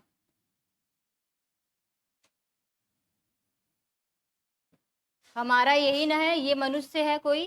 ठीक, इसके इस वाले हिस्से से हमको मतलब है। ये क्या है? इसके रिब्स हैं। ये क्या है बेटा? रिब्स हैं। और ये रिब्स जिस स्ट्रक्चर से जुड़ा होता है उसको क्या कहते हैं? स्टर्नम। ये क्या है आपका? बीच का स्टर्नम है। और ये क्या है आपकी पसलियां, रिब्स हैं, ठीक। और यहाँ से आप इस तरीके से देखेंगे, ऐसे जो रिब्स होती हैं 12 जोड़ी होती हैं, 12 इधर होंगी, 12 इधर, 12 इधर, 12 इधर, मतलब 24 पेयर में होंगी, 12 जोड़ी में होंगी। और यहाँ पे ये जो है हमारा क्या है, ऐसे इस तरीके से डायफ्राम होता है। ये क्या बेटा आपका ऐसे होता है कि ऐसे होता है, ऐसे होता है ना, नहीं ऐसे होता है, उल्टा कर दिए हैं, इस तरीके से डायफ्राम होता है ऐसे, ये इस तरीके से। नहीं आप लोग छू के देखिएगा अपना डायफ्राम, वहां पे ऐसे रहता है ना निकला हुआ कोने से, ये हमारा क्या है, डायफ्राम होता है। डायफ्राम मैमल्स का यूनिक करेक्टर होता है, जो हमारे थोरेसिस और एब्डोमिनल दोनों पार्ट को अलग कर देता है, नीचे का नीचे लोअर पोर्शन और अपर, ये डायफ्राम में। और इसके नीचे यहाँ पे बेटा क्या है आपका, लंग्स है। ये क्या है आपका, यहाँ पे आपका क्या है, लंग्स है, यहाँ पे क्या है, लंग्स है। ये कोई व्यक्ति है मान लीजिए, यहाँ से हमने उसके नाक से उसने अपने हवा को यहाँ लंग्स में भरा, ठीक। अब यहाँ पे हवा आई तो यहाँ पे जैसे हवा आएगा तो ये डायफ्राम को क्या करेगा, ये भरेगा ना, तो ये फूलेगा, इसका स्पेस बढ़ रहा है तो डायफ्राम पे दबाव डालेगा, तो डायफ्राम जो इस तरीके से है वैसे हो जाएगा, ठीक है। इसको कहते हैं आर्क शेप, ठीक। तो यही लिख रहे हैं, muscles of diaphragm become arc shape जब क्या होगा, एयर इंटर इनटू लंग्स, लिखे एयर इंटर्स इनटू, लिखो इनटू लंग्स, तो हमारी जो मसल्स है डायफ्राम की कैसी हो जाएगी, आर्क शेप हो जाएगी। डायफ्राम की मसल्स को फ्रेनिक मसल्स कहते हैं, लिख लीजिएगा फ्रेनिक मसल्स। फिर लिखिए इसमें muscles of external intercostal muscles contract, लिखो मसल्स ऑफ इंटरनल इंटरकोस्टल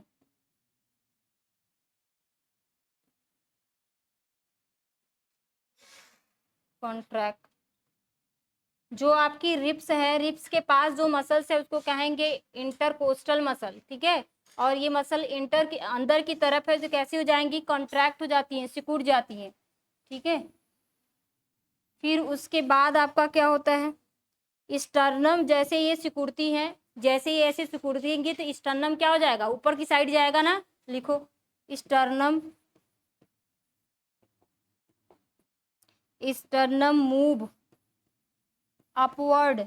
अभी समझा रही, एक बार लिख लो फिर समझा देती हूँ। अपवर्ड एंड फॉरवर्ड, एक बार ऊपर जाएगा फिर नीचे आता है।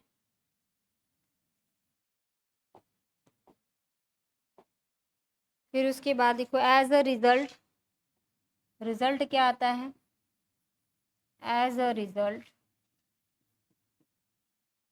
Volume of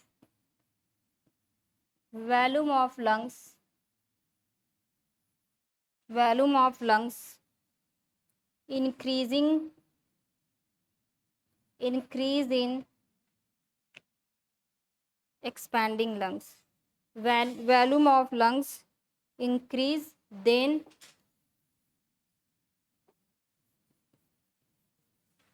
expanding,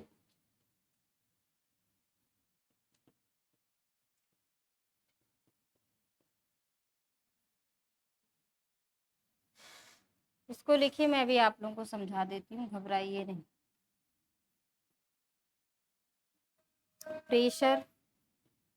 pressure of lungs decrease,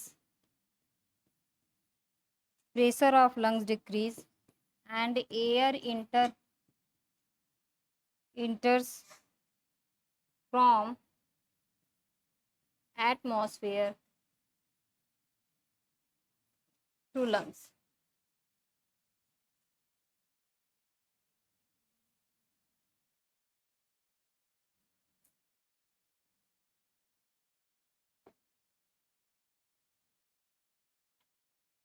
सबसे पहले इसी को लिखो, इसको यहाँ से सही है, ये इस तरीके से, इसमें इतने स्टेप्स आएंगे, पहला, दूसरा, तीसरा, चौथा और पांचवा। चलो देखो भाई, इसको समझो, muscles of diaphragm become arc, हमको इनहेलेशन करना है, बाहर से हवा को भरना है, तो सबसे पहले हम दबाव पड़ता है, सांस को खींचने से पहले हमारा जो डायफ्राम जो इस तरीके से था वो ऐसे हो जाता है, आर्क शेप हो जाता है। ठीक, तो डायफ्राम पहले क्या था, इस तरीके से उठा हुआ था, तो कैसा हो गया, आर्क शेप हो गया। डायफ्राम के पास जो इस तरीके से मसल्स होती हैं वो रिब से जाके लगी होती हैं। तो कुछ आपकी मसल्स ऐसे होती हैं, ऐसे और ऐसे जाके लगी होती हैं। एक मसल्स ऐसे रहती है रिब्स की, इंटरकोस्टल मसल्स होती है, एक आपकी डायफ्राम की जाके लगती है जिसको फ्रेनिक मसल्स कहते हैं। दो मसल होंगी, एक रिब की मसल होगी इंटरकोस्टल मसल्स, और जो डायफ्राम की होगी उसको फ्रेनिक मसल्स कहते हैं। तो जैसे हमारा डायफ्राम कैसा हुआ, आर्क शेप हुआ, muscles of internal intercostal contract. तो ये जो रिब्स की मसल्स हुई कैसे हुई, जब ये ऐसे तना तो ये कंट्रैक्ट होगी कि नहीं, जब नीचे खिंचाव पड़ेगा तो ऊपर की जो मसल्स होती है इंटरकोस्टल वो ऊपर ऐसे खींचती तो तनती कॉन्ट्रैक्ट होंगी। तो ये जो स्टर्नम एक बार हमारा ऊपर जाएगा, एक बार नीचे होता है, अप डाउन करता है। ठीक, as a result volume of lung increases. अब क्या होगा, हमारे जो लंग्स का जो वैल्यू था, पहले ऐसे था ना, तो पहले हमारा लंग्स यहीं पे था, जब ये इस तरीके से फैल गया तो अब इसका क्या हो गया, वैल्यूम बढ़ गया कि नहीं, इतना हो गया ना। तो वैल्यूम ऑफ लंग्स का क्या क्या हो गया, इंक्रीज हो गया, या एक्सपेंडिंग ऑफ लंग्स, लंग्स हमारा कैसा हो गया, फैल गया। और जिसके वजह से प्रेशर से क्या होगा, हमारे लंग्स, हमारे जो लंग्स का प्रेशर है कैसा हो जाएगा, जब जगह बढ़ जाएगी तो प्रेशर कम, जगह कम रहती है तो प्रेशर ज़्यादा रहता है, जगह जब बढ़ जाएगी तो प्रेशर कम हो जाएगा, और जगह काफ़ी हो गई तो फिर आसानी से आप नॉस्ट्रिल से जो हवा भरेंगे हमारे लंग्स में भर जाएगा। फिर से सुनो, इनहेलेशन में होता क्या है, सबसे पहला होता है हमारा जो डायफ्राम की मसल्स होती जो ऐसे रहती है वो पहले आर्क शेप हो जाएंगी। ठीक, जैसे आर्क शेप हुई तो इसके ऊपर रिब्स हैं, रिब्स की मसल्स होती हैं और डायफ्राम की मसल्स, और दोनों क्या होती है, ऐसे क्रॉस वाइज रहती हैं, तो एक दूसरे को ऐसे खींचेंगी। जब एक दूसरे को खींचेंगी तो जो बीच में जो डंडी है स्टर्नम वो अप डाउन होगा, होगा कि नहीं होगा। और हमारा जो लंग्स है उसको जब ये पहले ऐसे था, अब आर्क शेप हो गया, पहले डोम शेप था तो अब कैसा हो गया, आर्क शेप हो गया। जैसे आर्क शेप होगा वैसे क्या होगा, लंग्स की जो जितनी उसकी स्पेस थी वो स्पेस बढ़ जाएगा, और स्पेस जैसे बढ़ेगा उसका अंदर का प्रेशर कम हो जाएगा और बाहर का प्रेशर अधिक। जब बाहर का कंसंट्रेशन प्रेशर अधिक हो गया और अंदर का कम, तो एयर आराम से अंदर से बाहर से अंदर इंटर कर लेगी, उसी को कहते हैं इनहेलेशन। समझ में आया कि नहीं आया, फिर समझा दूं, ध्यान दो। जैसे कि हम सांस ले रहे हैं ना, सांस को लेना ही इनहेलेशन कहलाता है। सांस लेने से पहले हमारी जो रिब्स की जो मसल्स, जो हमारा डायफ्राम होता है पहले इस तरीके से रहता है, ऐसे डॉम शेप होता है, वो धीरे से ऐसे हो जाएगा, पहले आर्क शेप होगा, पहला प्रोसेस है। ठीक है, उसके बाद जैसे ये ऐसे हुआ, पहले ऐसे था तो यहाँ की जो मसल्स थी फ्रेनिक मसल और रिब्स की जो इंटरकोस्टल मसल थी, तब तो उनकी पोजीशन ठीक ठाक थी। जैसे ये ऐसे हुआ, खिंचाव पड़ा कि नहीं, जब दोनों में खिंचाव पड़ता है तो फ्रेनिक और इंटरकोस्टल मसल्स खिंचाव पड़ेगा तो हमारा जो रिब्स होगा एक बार ऊपर जाएगा, एक बार नीचे। ठीक है, अप डाउन करेगा। ठीक, जैसे अप डाउन करता है तो हमारे जो लंग्स की जो वॉल्यूम है वो बढ़ जाएगी। पहले ऐसे हमारा डायफ्राम था तो लंग्स के पास टच था, जैसे डायफ्राम ऐसे हुआ तो लंग्स क्या हो गया, ज़्यादा बड़ा हो गया, उसको स्पेस मिल गया। जब स्पेस मिलेगा अंदर तो अंदर का प्रेशर कम हो जाएगा, और जब अंदर का प्रेशर कम होगा बाहर का ज़्यादा, तो वहाँ से आसानी से आपका एयर इंटर कर जाएगा। समझे, वही चीज़। हाँ, वो क्वेश्चन घुमा सकता है, ये आपको सीक्वेंस याद होनी चाहिए। Muscles of diaphragm become arc, सबसे पहले हमारे जो डायफ्राम की इस तरीके से जो मसल्स होती है फ्रेनिक, ये जो डायफ्राम पहले ऐसे था ये कैसा हो गया, आर्क शेप हो गया इस तरीके से। ठीक, muscles of intercostal muscles contract होगी, ये आपकी जो रिब्स है यहाँ से जो मसल्स लगी है यहाँ पे डायफ्राम में, और डायफ्राम की मसल कहाँ लगी है, रिब्स में। ये ऐसे जब जब ये नीचे आता है तो ये खिंचाव पड़ता है, जब खिंचाव होगा तो ये मसल्स क्या हो जाएंगी, कॉन्ट्रैक्ट होंगी। तो ये हमारा जो इस तरीके से बना हुआ है स्टर्नम, स्टर्नम एक बार अप होगा एक बार डाउन हो जाएगा। ठीक, उसी चीज को लिखें, sternum move upward and downward. As a result क्या होता है, जब हमारी ये इस तरीके से हो गई, पहले आपका लंग्स यही था क्योंकि ये आपका डायफ्राम इस तरीके से था, अब ये डायफ्राम यहाँ हो गया तो लंग्स को फैलने के लिए इतना जगह बच गया। तो क्या लिखे, as a result volume of lung increase हो गया। जैसे वॉल्यूम ऑफ लंग इंक्रीज होता है तुम्हारी लंग क्या हो जाएगी, एक्सपैंडिंग, फैल जाती है। जैसे फैलेगी तो हमारे लंग्स में जो पहले कम था तो उसमें प्रेशर ज़्यादा था, फैला तो प्रेशर कम हो गया, डिक्रीज हो गया प्रेशर। और आसानी से इंटर कर जाएगी एयर हमारे लंग्स में, तो हो जाएगा इनहेलेशन।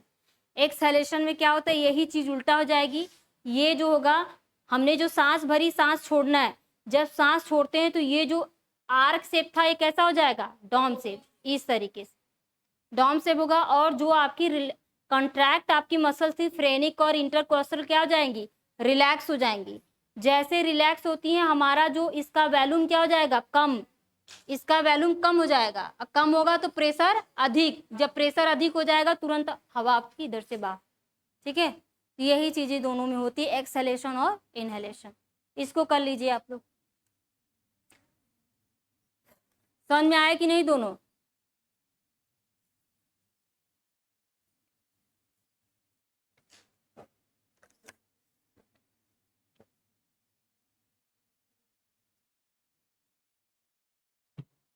इसी चीज को आप लोग खुद से लिख लीजिएगा। आर्क शेप की जगह डॉम शेप हो जाएगा, मसल्स ऑफ इंटरकोस्टल कॉन्ट्रैक्ट की जगह रिलैक्स हो जाएगा, स्टर्नम अपवर्ड डाउनवर्ड की जगह वो अपने पोजीशन में आ जाएगा।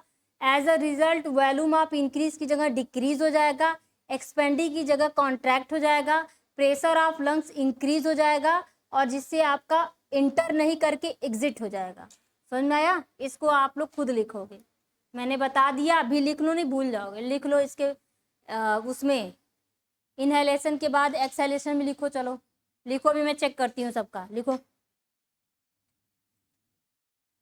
लिखो लिखो लिखो, इसी को देख के उधर लिखो।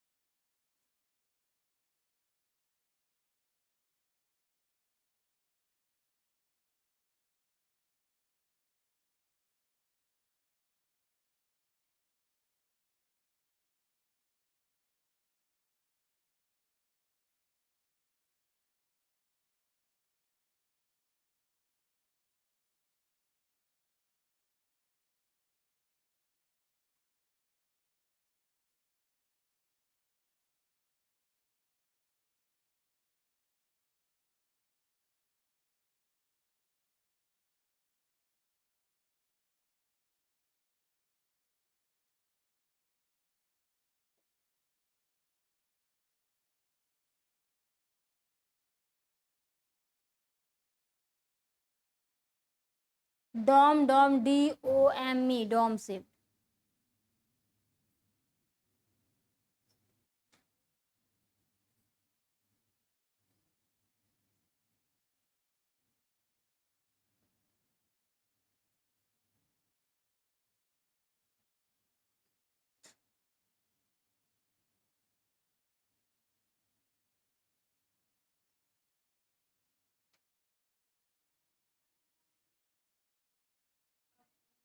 नहीं, बस डाउन रहेगा,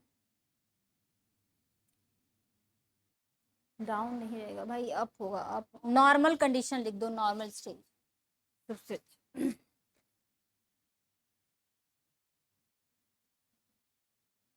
अपवर्ड लिखे थे ना उसमें, तो यहाँ उल्टा क्या हो जाएगा, अपवर्ड का इनवर्ड, और यहाँ अपवर्ड फॉरवर्ड था ना, तो इनवर्ड और डाउनवर्ड हो जाएगा। लिख लो, इनवर्ड और डाउनवर्ड, अपवर्ड और फॉरवर्ड था ना, इनवर्ड डाउनवर्ड हो जाएगा।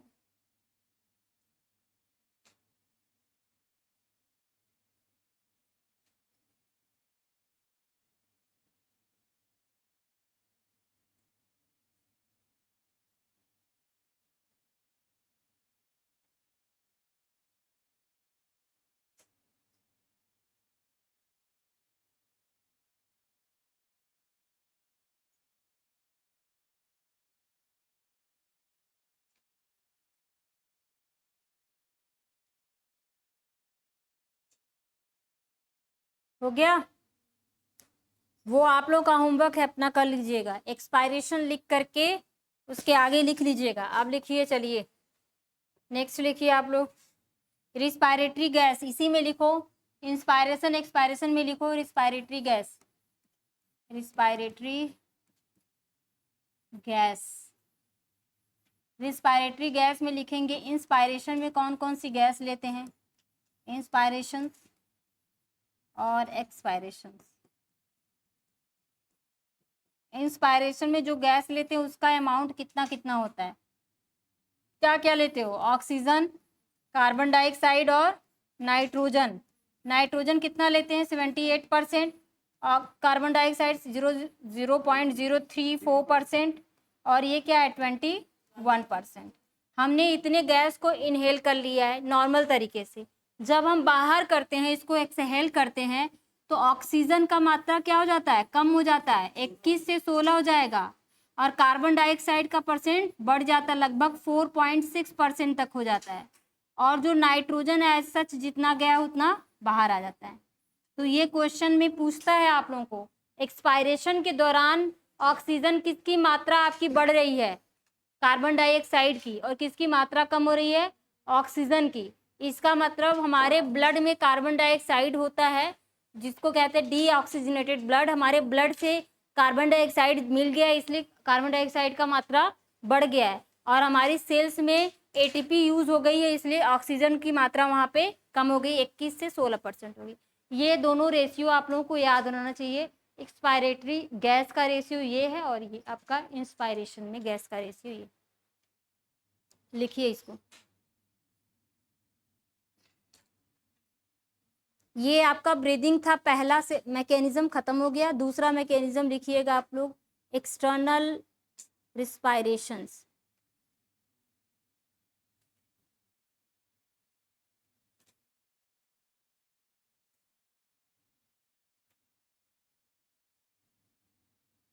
समझ में आ रहा है कि नहीं सबको? मेहनत करेंगे, जाके रूम पे उसको रिवाइज करेंगे तब होगा, ये नहीं कि पढ़ के जाके फिर सो जाए, उसको रिवाइज किया करो।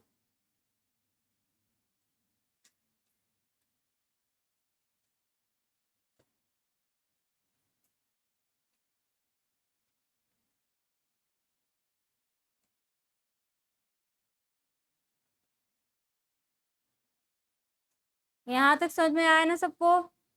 किसी को कोई डाउट है? चले आगे। चलो लिखो एक्सटर्नल रिस्पायरेशन, दूसरा मैकेनिज्म है एक्सटर्नल रिस्पायरेशन। दूसरा मैकेनिज्म है बेटा एक्सटर्नल रिस्पायरेशन। इसमें होता है क्या बेटा, एल्विलाई से ब्लड वेसल्स में गैसों का exchange, gases exchanges by alveoli to blood vessels,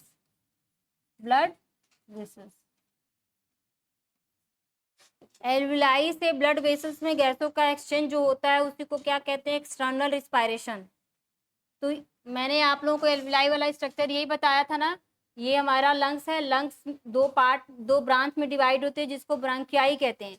ब्रांकियाई पहले आपकी डिवाइड होती है प्राइमरी ब्रांकियाई में, प्राइमरी ब्रांकियाई डिवाइड होती है सेकेंडरी में, और सेकेंडरी डिवाइड होती है टर्सरी में, और इसी टर्सरी से आपका क्या होता है, अंगूर की गुच्छे के समान संरचना निकलती है, जिसको क्या कहते हैं, एल्विलाई। ये ढेर सारी होती हैं, एक लंग्स में लगभग 15 लाख एल्विलाई होता है, ठीक है।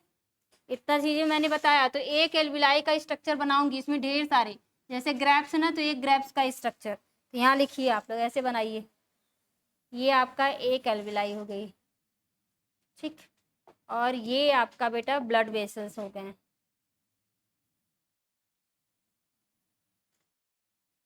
ये क्या हो गई हमारी ब्लड वेसल्स, इसमें आपका क्या है, ब्लड है।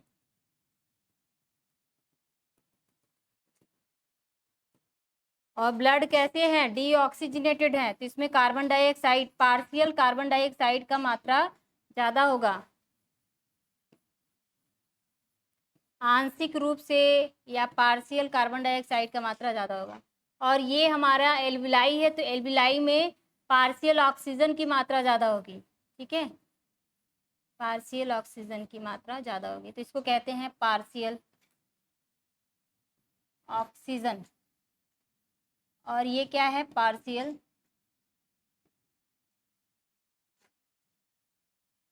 कार्बन डाइऑक्साइड लिख लीजिएगा इसको। अब होता क्या है, यहाँ पे ध्यान से देखो, ये हमारी क्या है, एल्विलाई है, एल्वियोलाई है, और ये हमारा क्या है, ब्लड वेसल्स, ब्लड वेसल्स। हमने नॉस्ट्रिल के थ्रू क्या किया, ये कोई व्यक्ति है, ये इसकी नोज है, नॉस्ट्रिल के थ्रू हमने एयर को लिया, एयर हमारी ट्रैकिया, ट्रैकिया से हमारी ब्रोंकियाई, प्राइमरी, सेकेंडरी, टर्सरी से होते हुए हमारी एल्विलाई। यहाँ एल्विलाई में क्या आ रही है, आपकी ढेर सारी गैसेज है, इसमें सबसे ज़्यादा आपका क्या है, ऑक्सीजन है।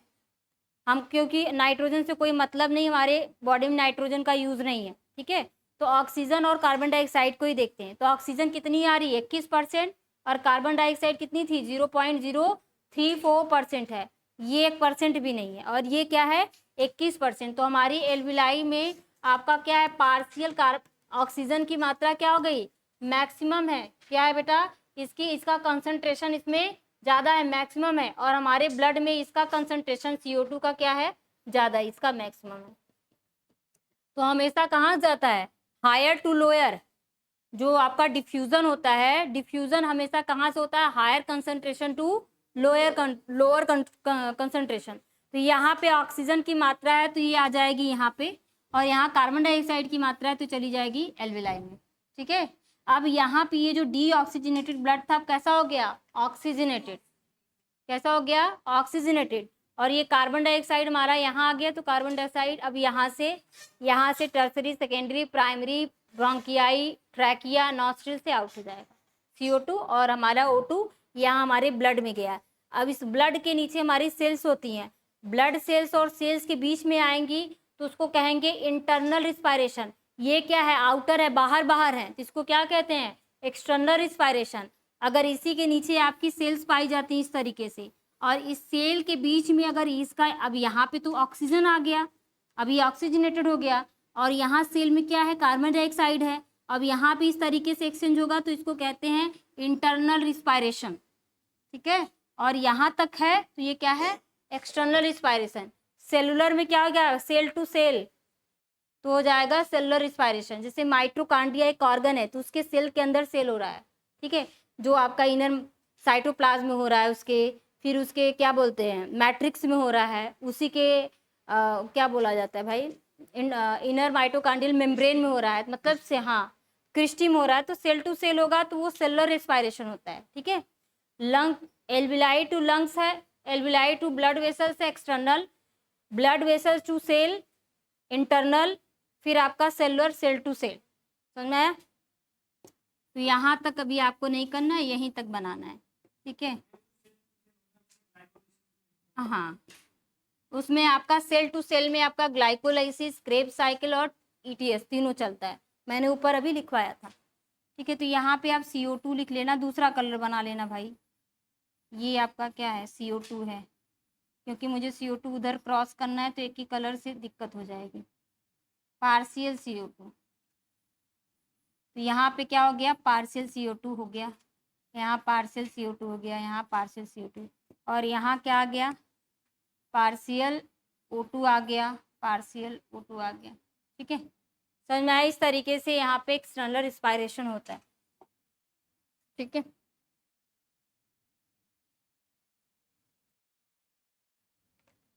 कहाँ हो गया, इसको लिख लेना, alveolar blood capillary, alveolar blood capillary हो गया। पार्शियल प्रेशर लिखी हूँ, पार्शियल प्रेशर, यहाँ प्रेशर लिख लेना, पार्शियल प्रेशर ऑफ ऑक्सीजन, और यहाँ partial pressure of carbon dioxide, partial pressure, हाँ सेल टू सेल होता है इसीलिए ना वो, हाँ उसी में होता है, EMP पाथवे, हाँ नहीं, साइटोप्लाज्म में होता है, पर साइटोप्लाज्म आपका सेल के तो अंदर पाया जाएगा, वो पूरा आपका प्लांट सेल रहे चाहे एनिमल सेल रहे, उसके अंदर ही तो पाया जाता है, उसके अंदर फिर आपका ऑर्गेनेल्स पाए जाते हैं, ठीक है। पर सेलुलर रिस्पायरेशन में आपका ग्लाइकोलाइसिस, क्रेब्स साइकिल्स और ETS तीनों आते हैं।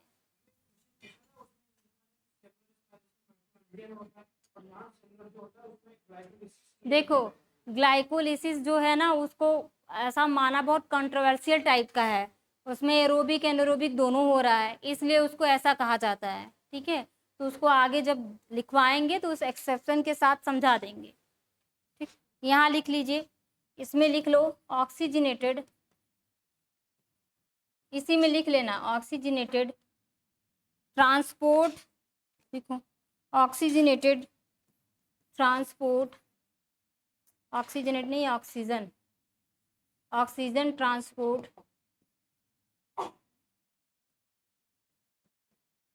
Oxygen transported high pressure, high pressure to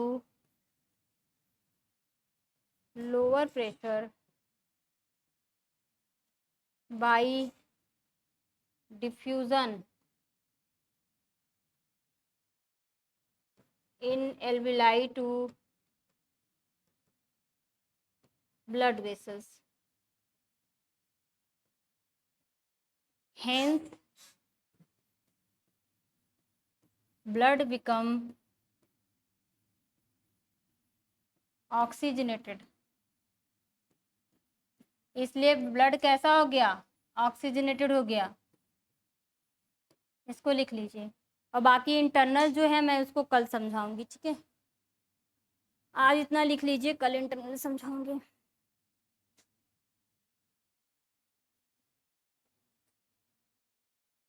देखिए इसका कुछ छूटा है क्या इस,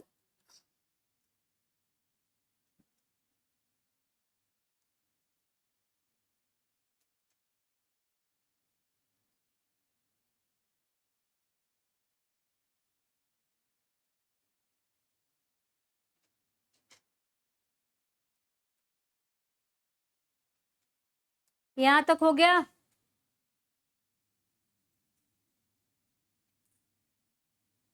थोड़ा सा एक चीज और उसको लिख लो, 10 मिनट का और लेक्चर ये कंप्लीट हो जाए, कल इंटरनल लिखवाना पड़ेगा।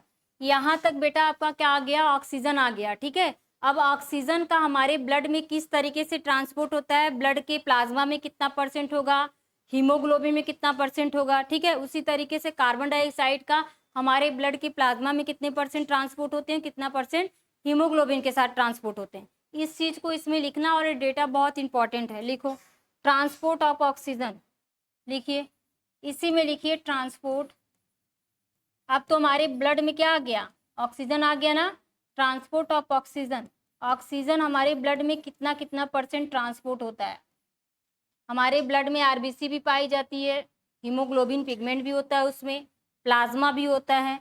ठीक है, तो लिखिए 3% ऑक्सीजन जो होता है इज ट्रांसपोर्टेड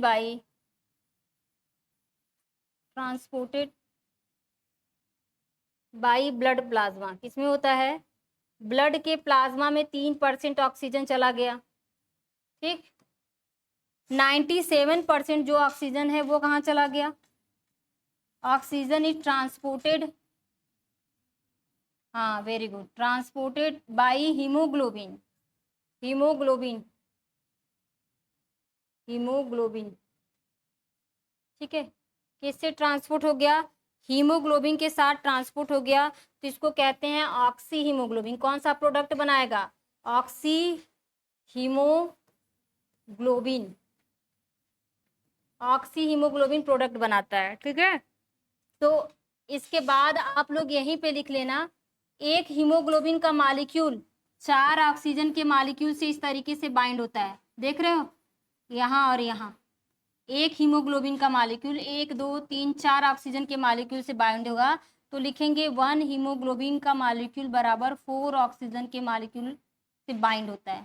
ठीक, ये भी आपका क्वेश्चन पूछा गया है, PYQ है ये।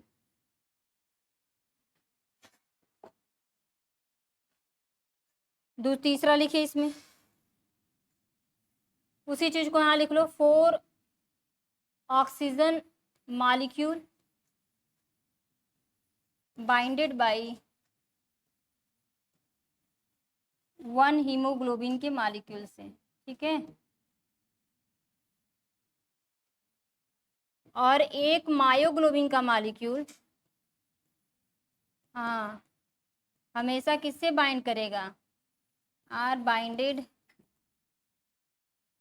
वन ऑक्सीजन मॉलिक्यूल, मतलब यहाँ पे आपका 4 हीमोग्लोबिन मॉलिक्यूल में एक हीमोग्लोबिन मॉलिक्यूल हमेशा 4 ऑक्सीजन मॉलिक्यूल से बाइंड करेगा और एक मायोग्लोबिन मॉलिक्यूल हमेशा एक ऑक्सीजन मॉलिक्यूल से बाइंड करेगा। ये चीज़ याद रखेंगे आप लोग।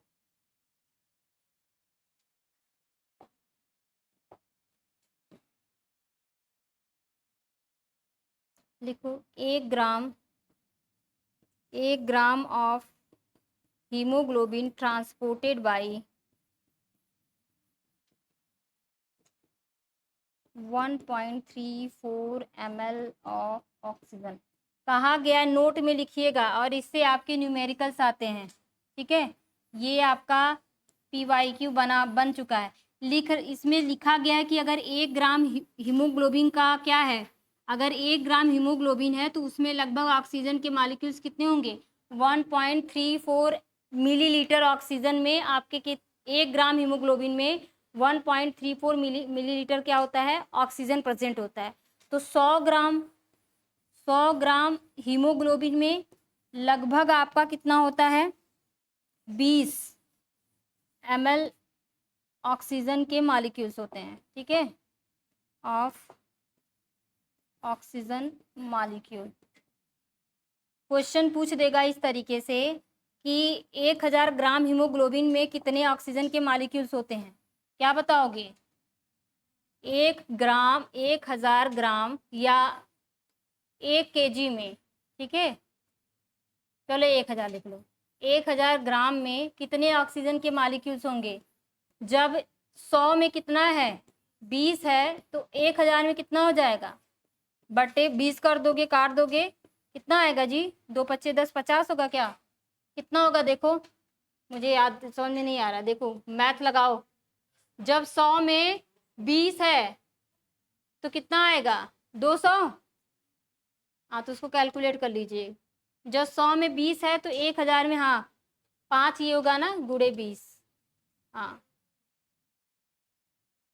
कैसे 200 कर रहे हो,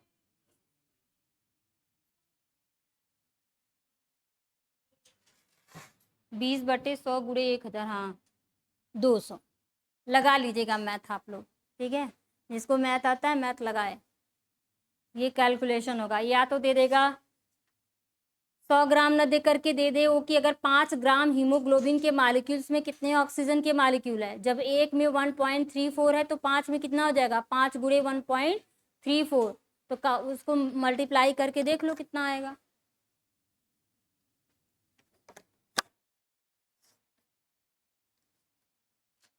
ये क्या है, आपका ऑक्सीजन का ट्रांसपोर्ट है हमारे ब्लड में। हमारे ब्लड में प्लाज्मा पाई जाती है, प्लाज्मा प्रोटीन।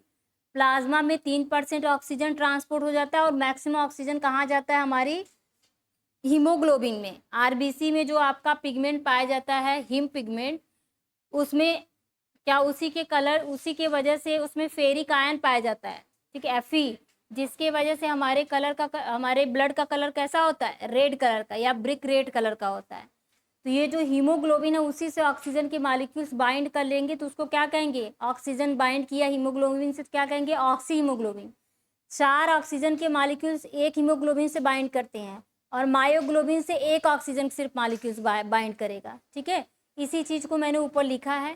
क्वेश्चन में क्या है, अगर 1 ग्राम हीमोग्लोबिन है, अगर आप हीमोग्लोबिन ब्लड को निकालिए 1 ग्राम तो उसमें ऑक्सीजन काउंट करेंगे तो 1.34 ml होता है। अगर 100 ग्राम आपका हीमोग्लोबिन तो ऑक्सीजन के मॉलिक्यूल्स कितने होते हैं, 20 ml होते हैं। ये चीज़ें याद रखेंगे, न्यूमेरिकल में आपको हेल्प करेगा, ठीक है। नहीं न्यूमेरिकल लिखना है तो लिख लो 5 ग्राम हीमोग्लोबिन के मॉलिक्यूल्स में कितने ऑक्सीजन के मॉलिक्यूल्स प्रेजेंट होंगे, लिखो। How many oxygen molecule present in, how many oxygen molecules present in 5 gram of haemoglobin, या how many oxygen molecules transported in blood 5 gram of haemoglobin.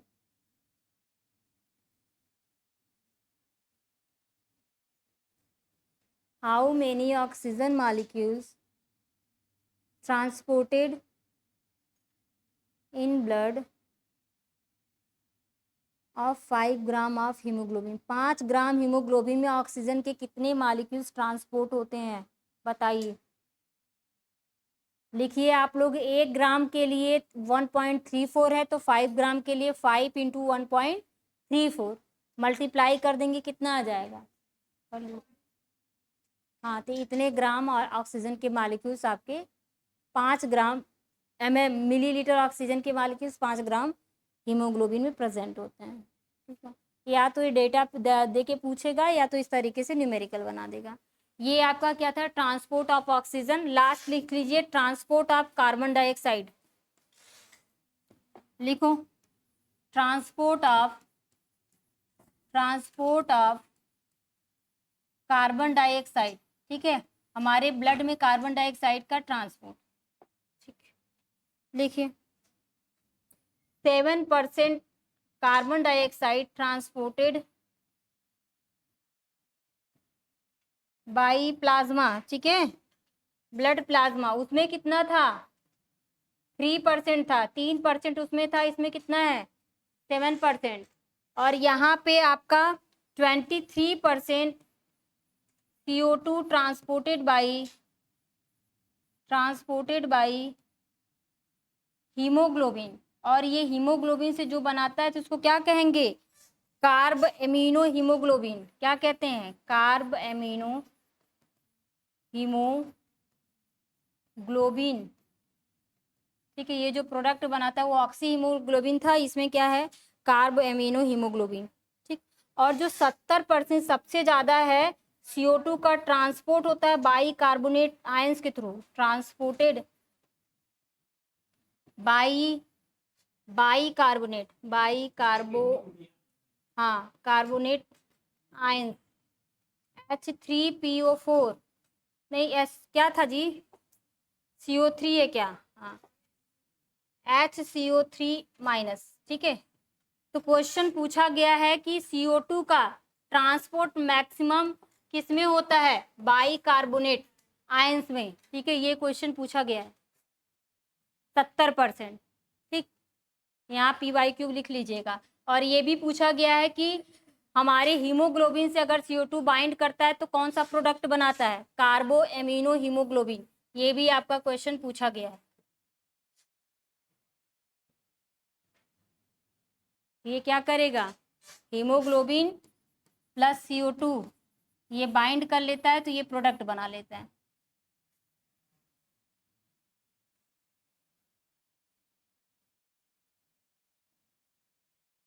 और ये जो कार्ब एमिनो हीमोग्लोबिन कहाँ पाया जाता है बेटा, हमारे ब्लड में। कहाँ पाया जाता है, हमारे ब्लड में। ये आपका जो था ट्रांसपोर्ट ऑफ CO2 है। ट्रांसपोर्ट ऑफ ऑक्सीजन मैंने बता दिया, ट्रांसपोर्ट ऑफ CO2।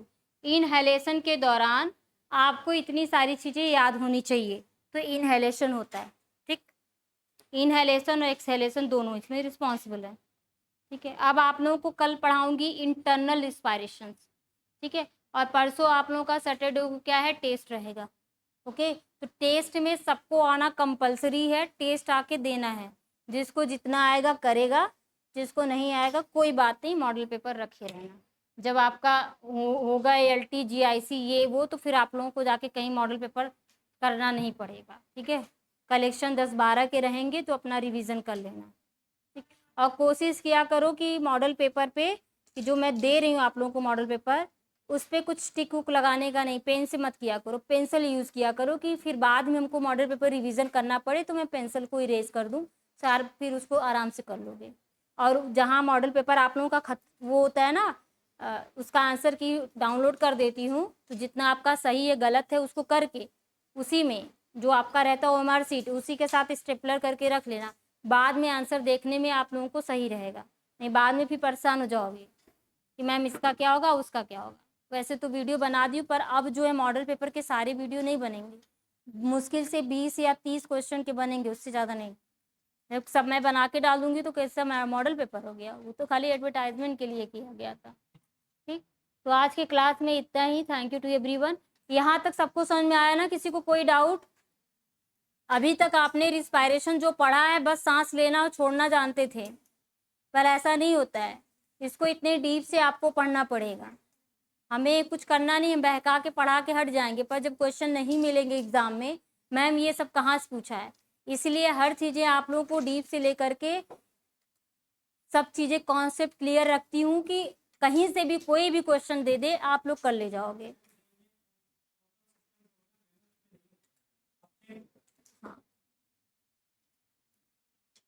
रिड्यूस आपका स्टार्टिंग होता है रेप्टाइल से ही रिड्यूस होता है, फिर धीरे धीरे मैमल्स में।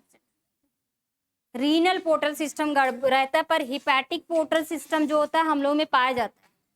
पोर्टल देखो, पोर्टल सिस्टम क्या होता है, देखो ब्लड का जो होता है, ब्लड आपका लंग से हार्ट तक जाए तो वो आपका हो गया सर्कुलेटरी सिस्टम।